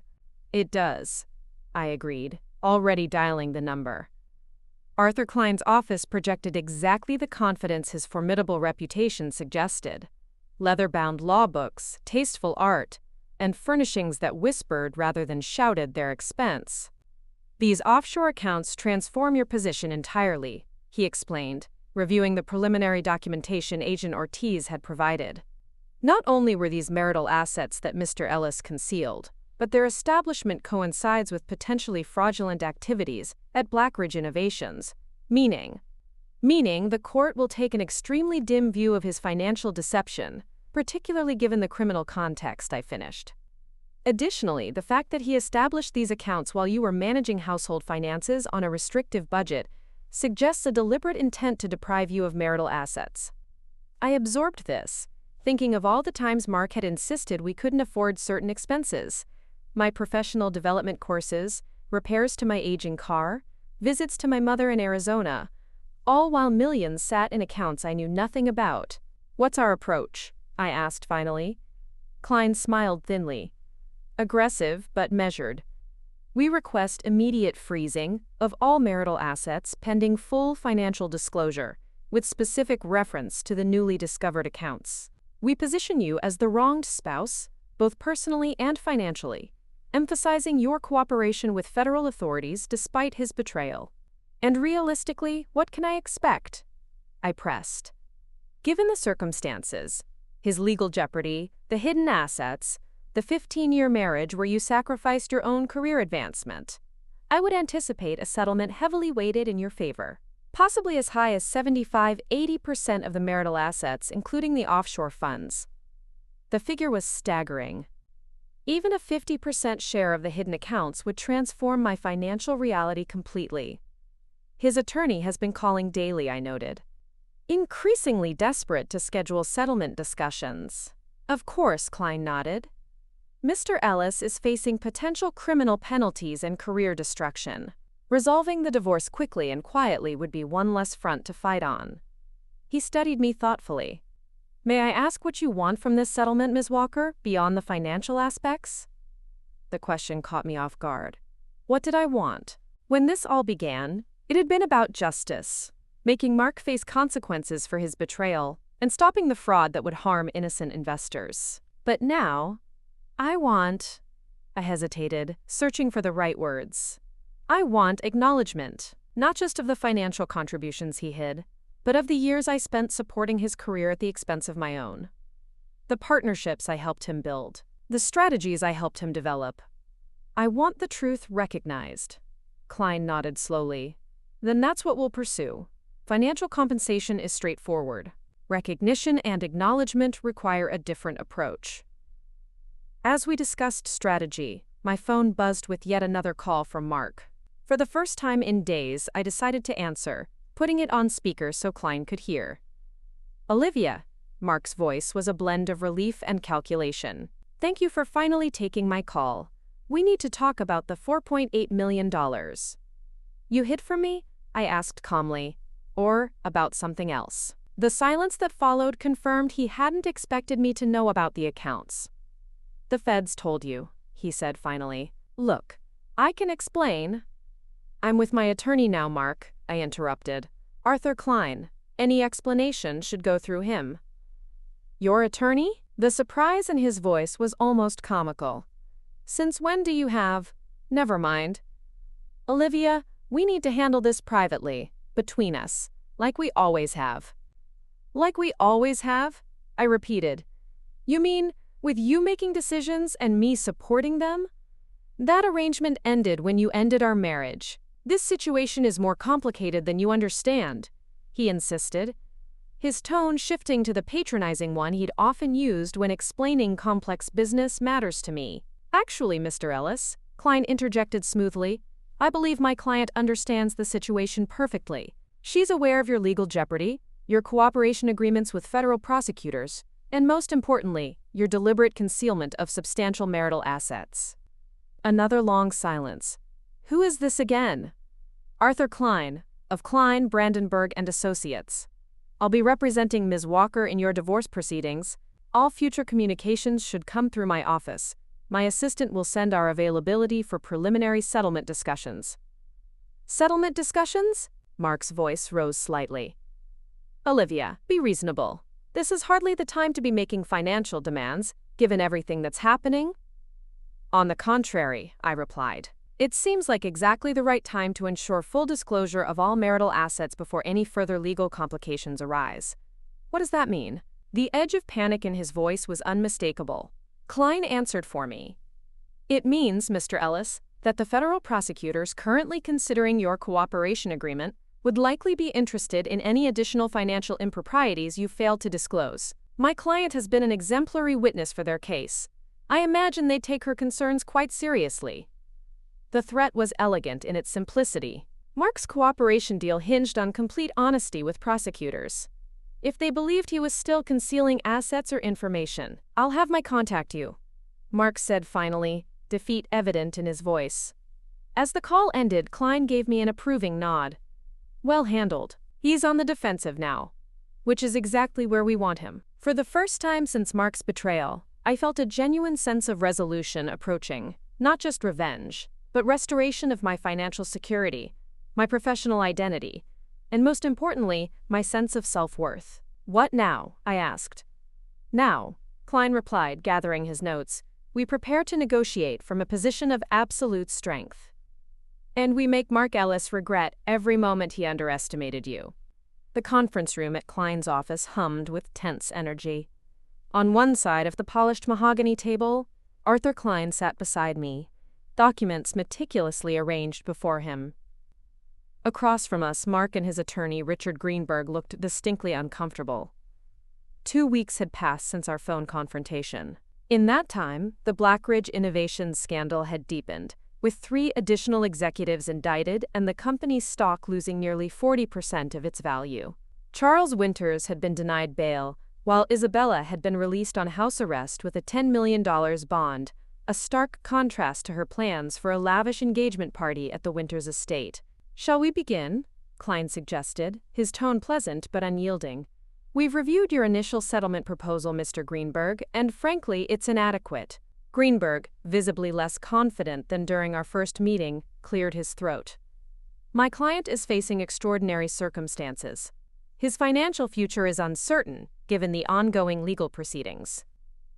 His financial future became uncertain the moment he chose to participate in securities fraud, Klein countered smoothly.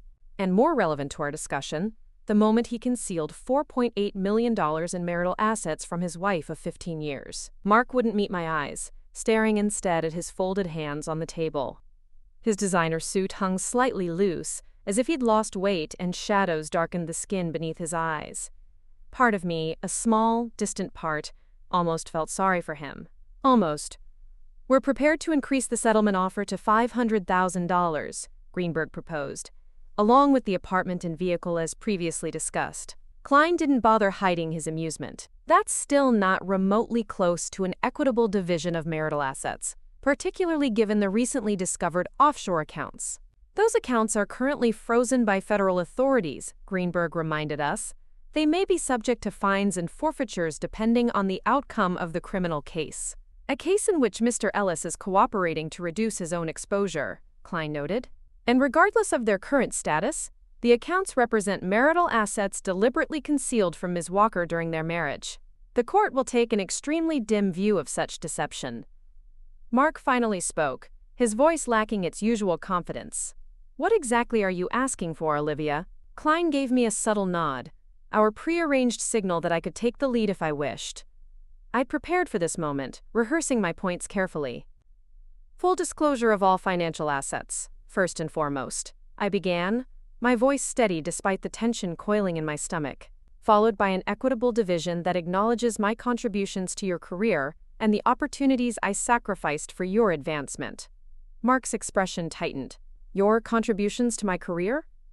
The relocations I accepted for your promotions, setting back my own professional advancement each time, the networking I did with partners and clients, the presentations I helped prepare, including the Henderson Robotics acquisition. I maintained eye contact, refusing to be diminished. 15 years of partnership that you ended with a text message when someone with better connections came along. That's not fair, Mark protested, but the objection sounded hollow even to him. What's not fair, I continued, is discovering that while I was budgeting carefully for our household expenses, you were secretly transferring millions to offshore accounts I knew nothing about. Greenberg intervened, clearly sensing his client growing discomfort. We're prepared to acknowledge undisclosed assets and adjust our offer accordingly. However, Mr. Ellis's cooperation agreement with federal prosecutors hinges on his ability to pay potential fines and restitution. How convenient, Klein observed dryly. However, those potential obligations don't supersede existing marital property rights. Ms. Walker is entitled to her fair share, regardless of Mr. Ellis's subsequent legal troubles. The negotiation continued for nearly 2 hours, with offers and counter-offers exchanged in increasingly technical terms. Throughout, Mark grew visibly more agitated, while Greenberg struggled to maintain a coherent strategy. Finally, Klein tapped his pen against his legal pad. I believe we've reached an impasse. Unless Mr. Ellis is prepared to substantially improve his offer, we'll need to proceed to formal discovery and potentially trial. That would be unwise, Greenberg cautioned, given the public nature of the Blackridge Innovations scandal. A contentious divorce proceeding would only generate additional negative publicity. For whom? Klein asked innocently. Ms. Walker has been widely praised as a whistleblower who helped expose significant financial fraud. Mr. Ellis, on the other hand, he left the implication hanging. Mark's reputation was already in tatters. A public divorce revealing his financial deception would only cement his disgrace. May I speak with Olivia privately? Mark asked suddenly. Both attorneys looked surprised by the request. Klein turned to me, eyebrows raised in silent question. 5 minutes, I agreed, after a moment's consideration. In the adjacent conference room. As Mark and I moved to the smaller room next door, I caught Klein's reassuring nod. He would be watching through the glass wall that separated the spaces, close enough to intervene if necessary. Mark closed the door behind us, running a hand through his hair in a gesture of frustration I'd seen countless times during our marriage. This isn't you, Olivia, he began, his tone almost pleading. The hardball negotiations, the threats, the lawyers. This isn't who we are. No, this is exactly who I am, I corrected him. You just never bothered to notice. And there is no we anymore, Mark. You made that abundantly clear when you left, he winced. I made a mistake. A terrible, inexcusable mistake. Which one? I asked coolly. Leaving me? The securities fraud? Or the hidden millions? All of it. He moved closer, lowering his voice. Look, I know I have no right to ask anything of you, but I'm drowning here, Olivia. The feds, the lawyers, the media. I've lost everything. How terrible for you, I replied, unable to keep the edge from my voice. To lose everything because of your own choices. I know, he held up his hands in a placating gesture. I deserve all of it. But please, can't we handle this between ourselves, like we used to, without the lawyers turning it into warfare? The earnest desperation in his eyes might once have swayed me. For 15 years, I'd been the understanding wife, the supportive partner who helped solve Mark's problems. It would be so easy to fall back into that familiar pattern. But the woman who had stood by Mark unquestioningly no longer existed. In her place was someone stronger, clearer about her own worth. No, Mark, we can't, because I no longer trust you to be honest with me. You hid millions while telling me we couldn't afford to replace my 10-year-old car. You discussed me with contempt while I was helping prepare the very presentation that advanced your career. You ended our marriage when someone better came along, only to come crawling back when she abandoned you. His face flushed with a mixture of shame and anger. That's not fair. None of this is fair. I agreed. But it's reality. Your reality, created by your choices. So this is revenge? He asked, an edge entering his voice. Making me pay because I hurt you? This isn't revenge, I corrected him. This is consequence. This is me valuing myself enough to demand what I'm legally and morally entitled to, something I should have done years ago. Mark stared at me as if seeing me for the first time. Perhaps he was. What do you want? He asked finally, defeat evident in his slumped shoulders. Everything I outlined in our counterproposal, full financial disclosure, equitable division of all assets including the offshore accounts, and a public acknowledgement of my contributions to your career. Public acknowledgement? His voice rose in disbelief. You want me to humiliate myself further? I want you to tell the truth, I clarified. The truth you're presumably telling federal prosecutors. That I helped develop strategies, including for the Henderson Robotics acquisition. That my financial expertise was integral to your success. That our marriage was a partnership that you betrayed professionally and personally. He was silent for a long moment, weighing his options, which I knew were severely limited. And if I agree to this?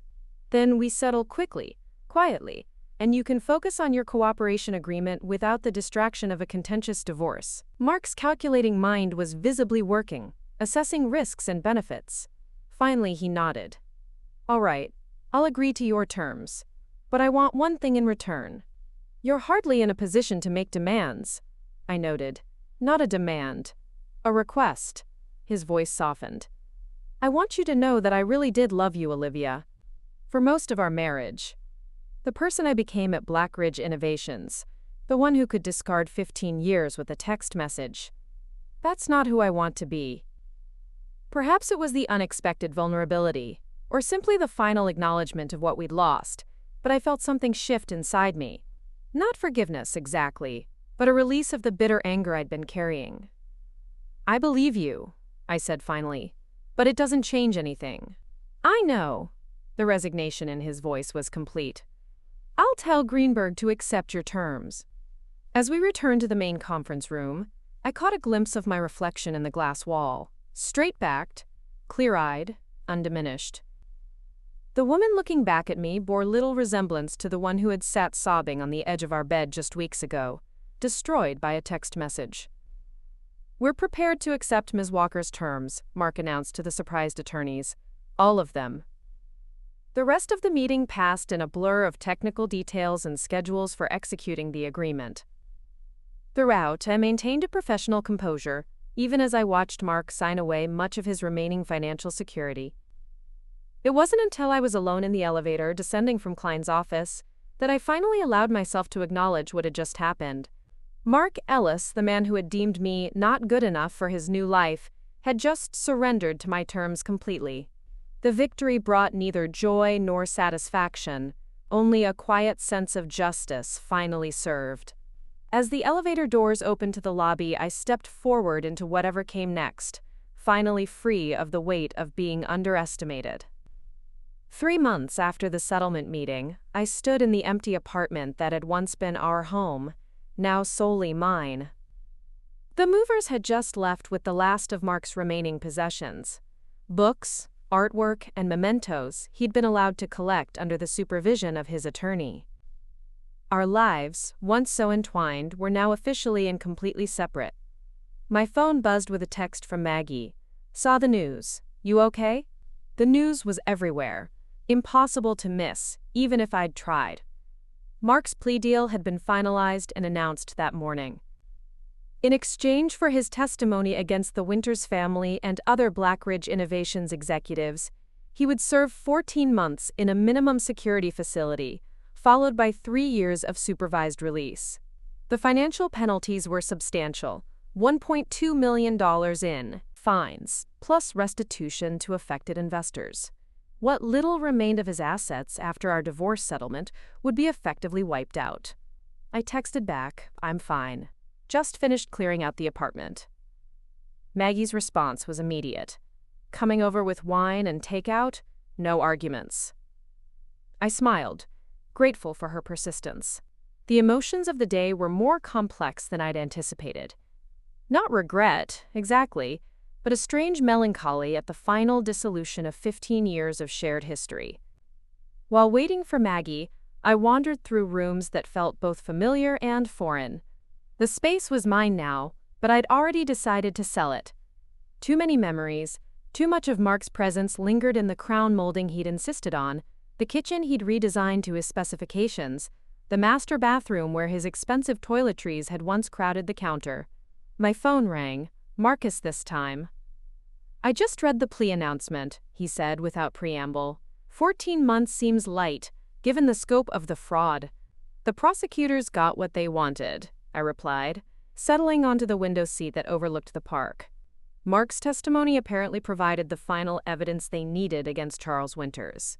The case against him is ironclad now. And Isabella? Also pleading guilty, from what I understand.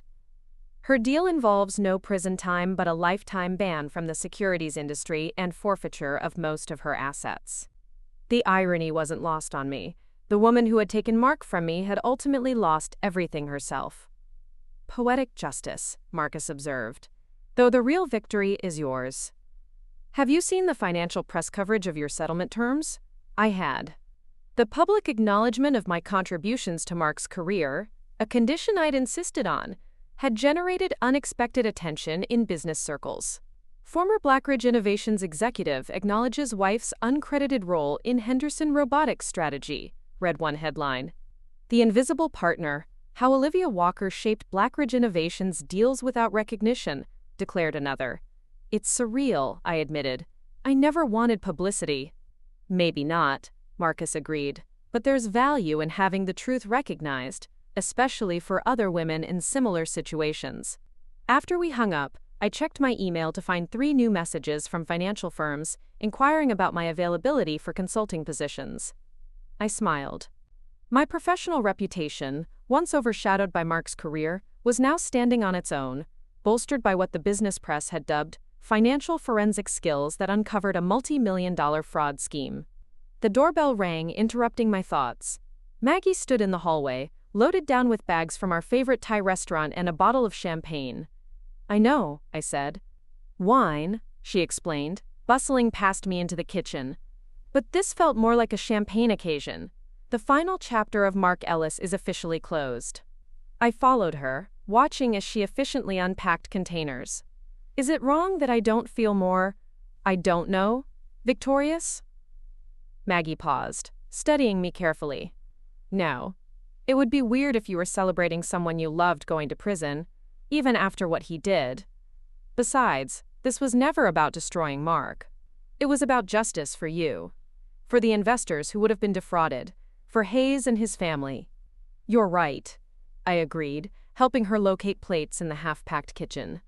I just feel empty. Like, now that it's over, I'm not sure what comes next. That's called freedom, Maggie said gently. The freedom to decide what you want without consideration for Mark's career or preferences. It's unfamiliar territory. The champagne cork popped with a satisfying sound as Maggie filled 2 glasses. To new beginnings, she proposed, raising hers in a toast. To new beginnings, I echoed, though uncertainty lingered beneath the words. As we ate, Maggie updated me on the continuing fallout at Blackridge Innovations. The company was undergoing a complete restructuring, with most of the senior leadership replaced. Benjamin Hayes had been instrumental in implementing new compliance systems, his position more secure than ever. He sent me a thank you note, I mentioned, remembering the handwritten card that had arrived yesterday. Said his daughter's medical treatments have been approved for another year under the company's insurance. One life genuinely improved, Maggie nodded approvingly. What about the others, though? I asked. The regular employees who had nothing to do with the fraud but lost jobs or savings when Blackridge Innovations stock collapsed. Maggie's expression softened. You can't take responsibility for that, Olivia. The Winters family and executives like Mark caused those consequences, not you. I know. Intellectually, I know that. But still. I trailed off, struggling to articulate the nagging discomfort that had been growing since the plea announcement. You have too much empathy for your own good, Maggie declared, refilling our glasses. Even for people who hurt you. Perhaps she was right. Despite everything, I couldn't bring myself to feel satisfaction at the complete destruction of Mark's life and career. The man I'd married, the ambitious but idealistic engineering student who'd once dreamed of creating tech systems that actually helped people, had been buried somewhere beneath years of Blackridge Innovations' toxic culture and his own worst instincts. Enough about Mark, Maggie decided, changing the subject. Let's talk about you. 3 consulting offers in 1 week is impressive. I smiled weakly. They're more interested in the whistleblower who brought down Blackridge Innovations than in my actual financial skills. So prove them wrong, Maggie challenged. Show them exactly how valuable those skills are. My phone buzzed again. A text from Agent Ortiz. Winter's trial date set for February. Prosecution may need additional testimony from you. Available to discuss next week. The message was a reminder that while Mark's chapter might be ending, the larger story of the Blackridge Innovations fraud continued. My role in it wasn't quite finished. What's that? Maggie asked, noting my thoughtful expression. Just the FBI. The Winters trial is moving forward. Are you ready for that? More testimony? More public attention? I considered the question carefully. 3 months ago, the prospect would have terrified me. Now, after weathering the media scrutiny of the scandal and divorce, after standing firm against Mark's manipulation attempts, after rebuilding my professional identity from the ground up, it seemed merely another challenge to navigate. I think I am, I realized, somewhat surprised by my own confidence. Maggie raised her glass again. To Olivia Walker, stronger, wiser, and infinitely less willing to put up with anyone's BS. I laughed, genuinely, for what felt like the first time in days. I'll drink to that. Later, after Maggie had left and I was alone in the quiet apartment, my phone lit up with a notification I'd been half expecting, half dreading all day. An email from Mark, sent from the account he was permitted to use for personal matters, while awaiting his surrender date. For long moments I stared at the unopened message, finger hovering over the delete button. Part of me wanted to erase it unread, a final act of separation from the man who had so casually discarded me. But curiosity and something deeper, perhaps a need for real closure, won out. The message was brief. Olivia, by the time you read this, the plea deal will be public. I report to Allenwood in 3 weeks. Before I go, I wanted to say what I couldn't seem to articulate properly during our last meetings. You were right about everything. The fraud, the hidden accounts, the way I diminished your contributions over the years. The man I became at Blackridge Innovations was someone I never intended to be. But that's not an excuse. It's simply a fact I'm trying to face honestly, now that everything has collapsed. Isabella hasn't contacted me since her own plea negotiations began. The irony isn't lost on me that I left someone loyal and genuine for someone who abandoned me at the first sign of trouble. Another consequence I've earned. I don't expect forgiveness, and I'm not asking for it. But I wanted you to know that the public acknowledgement of your role in my career wasn't just a settlement condition I fulfilled. It was the truth I should have recognized years ago. The life you build from here will be extraordinary, because you are. I see that clearly now. Too late, Mark. I read the message twice, searching for the manipulative angle, the hidden agenda. But for perhaps the first time in years, Mark's words seemed genuinely transparent. Not a calculation or strategy, just a final truth-telling before the consequences of his actions fully descended. I closed the email without responding. Perhaps someday I would. Tonight, it was enough to recognize that while Mark had indeed lost everything, I had found something far more valuable: myself. Setting the phone aside, I moved to the window that overlooked the city lights. Lights sparkled across the skyline, representing countless lives and stories unfolding in parallel to my own. Somewhere in that vastness was the next chapter of Olivia Walker's life, not defined by being Mark's wife or Blackridge Innovations' whistleblower, but by choices entirely my own. For the first time since receiving that devastating text message months ago, I felt not just resignation or grim satisfaction, but genuine anticipation for what came next. The future stretched before me, unmarked and full of possibility. It was time to start writing it on my own terms. 1 year later, I stood at the podium of the National Conference for Financial Ethics, looking out over a sea of attentive faces. The journey from discarded wife to keynote speaker had been unexpected, to say the least. The patterns were there all along, I explained, advancing to the next slide in my presentation. Not just in the manipulated projections, but in the corporate culture that enabled them. In environments where ethical concerns are treated as obstacles rather than safeguards, fraud doesn't happen in isolation. It happens in increments. The audience, financial professionals, compliance officers, and industry regulators, nodded in recognition. Many had witnessed similar patterns in their own institutions, though perhaps not with the dramatic consequences of the Blackridge Innovations case study. The Blackridge Innovations case study isn't just about securities fraud, I continued. It's about the ecosystem that nurtures misconduct and silences those who question it. It's about what happens when we value appearance over substance, status over integrity. As I finished my presentation, the applause was warm and sustained. During the Q&A session that followed, a young woman in the third row raised her hand. Ms. Walker, your exposure of the Henderson Robotics fraud is well documented. But given the personal connection, your marriage to one of the key participants, was there ever a moment when you hesitated to come forward? The question was asked respectfully, but the underlying curiosity was clear. How had I found the strength to bring down my own husband? Of course I hesitated, I answered honestly. Not because I questioned whether the fraud should be exposed, but because I understood the personal cost of being the one to expose it. Whistleblowers often face isolation, retaliation, and public scrutiny. I wasn't immune to those fears. I paused, considering how much of my personal story to share.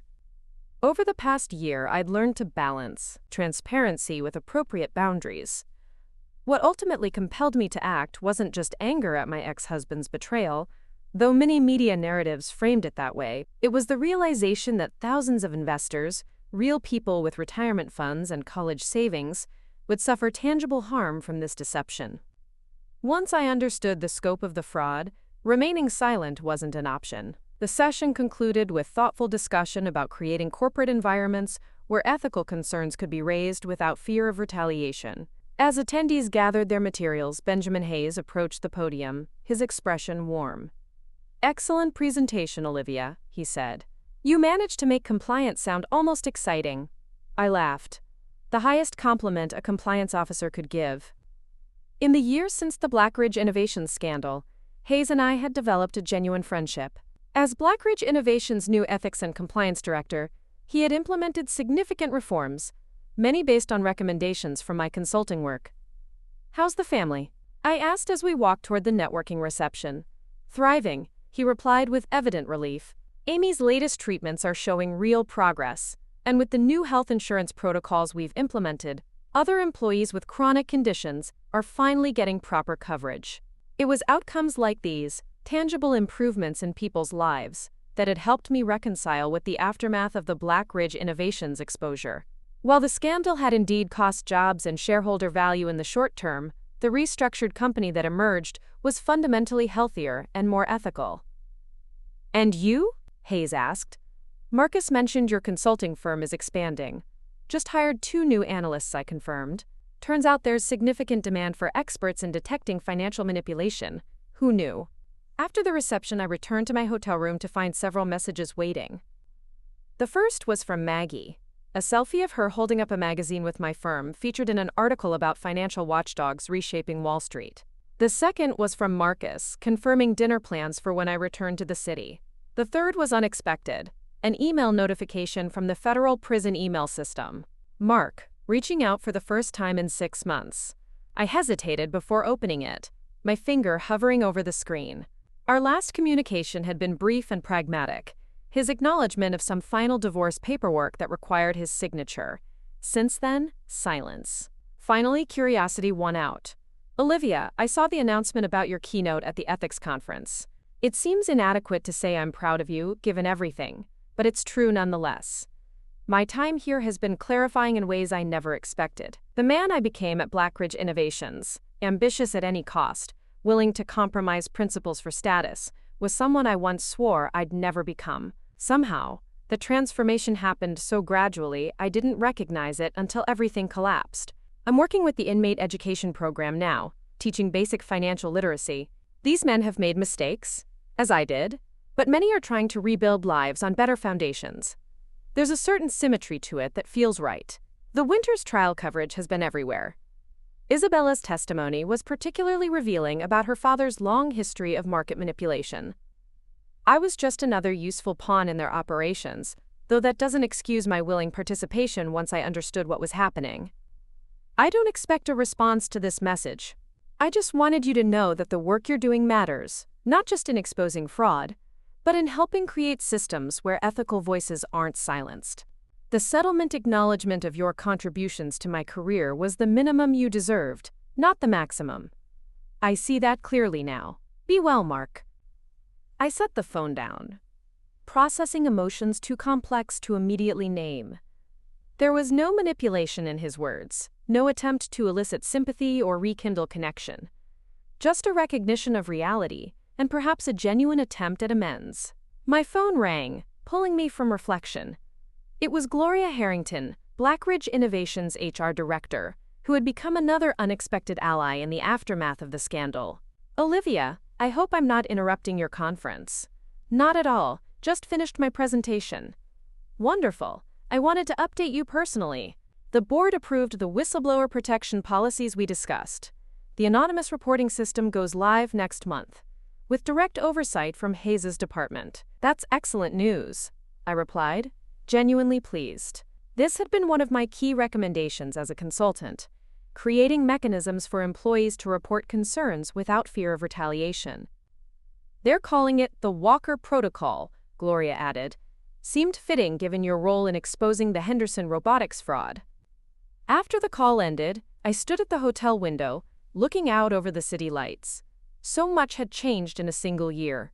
The woman who had once sat devastated on the edge of her bed, destroyed by a text message ending her marriage, felt like a different person entirely. The divorce settlement had indeed left me financially secure, with my share of the offshore accounts providing a comfortable cushion even after legal fees. But the real value had been in the public acknowledgement of my contributions to Mark's career, which had opened doors I hadn't even known existed. My consulting firm, Walker Financial Integrity, now employed 7 people and had a waiting list of clients seeking expertise in detecting and preventing financial manipulation. I'd testified twice more in the ongoing prosecutions of Blackridge Innovations executives, each appearance further establishing my professional credibility independent of the whistleblower narrative. Most importantly, I'd reclaimed my sense of self, not as Mark's wife or Blackridge Innovations support system, but as a financial expert with valuable skills and insights. The confidence I now carried into boardrooms and conference halls was built on genuine expertise, not defiance or revenge. A text from Marcus interrupted my reflection. Dinner at 8, celebrating your keynote and some news of my own. I smiled, typing back a quick confirmation. My relationship with Marcus had evolved gradually, from professional allies to something deeper. We were taking it slowly, both aware of the complex circumstances that had brought us together, but the connection felt genuine and grounding. Before heading to dinner, I considered whether to respond to Mark's email. After a moment's thought, I composed a brief reply.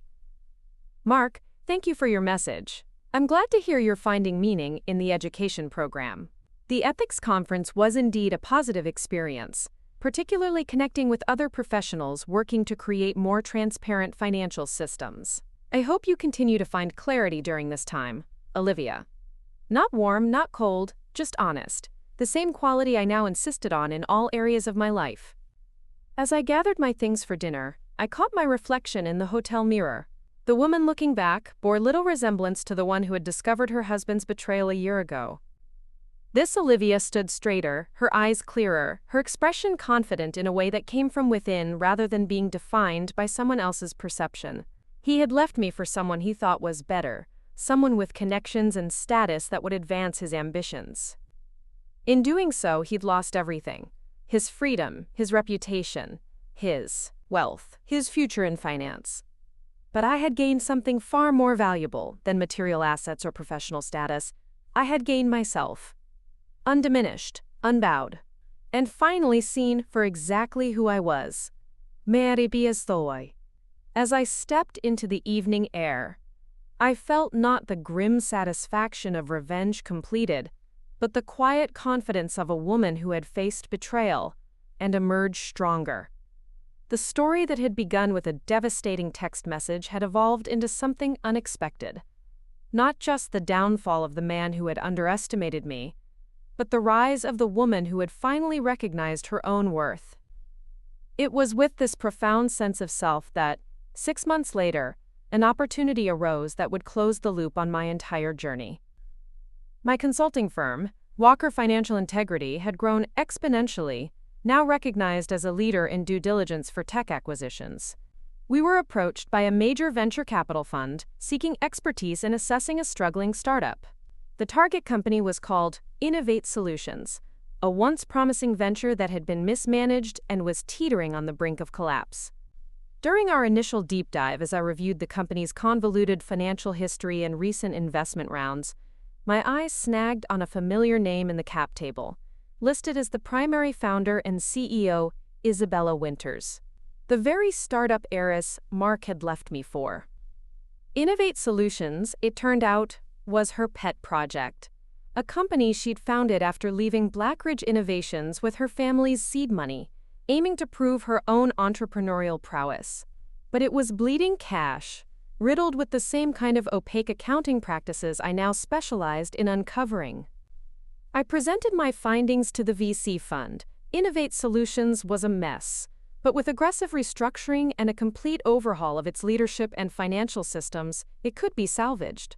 The fund was hesitant. The price was too high for the risk. That's when I made my move. Drawing on the considerable financial security from my divorce settlement and the profits from my thriving firm, I leveraged a combination of my own capital and a network of trusted private investors I had cultivated. Within weeks, the deal was done. Innovate Solutions was acquired, not by the VC fund, but by a new entity, a shell company whose sole purpose was to facilitate the transaction, controlled entirely by Walker Financial Integrity. Controlled by me. The headlines were understated, buried in the tech business sections, but to me, they were monumental. Innovate Solutions acquired in private deal. Restructuring expected. There was no mention of Isabella Winters' dramatic exit, only a brief note that the former CEO had departed to pursue other interests. The irony was delicious.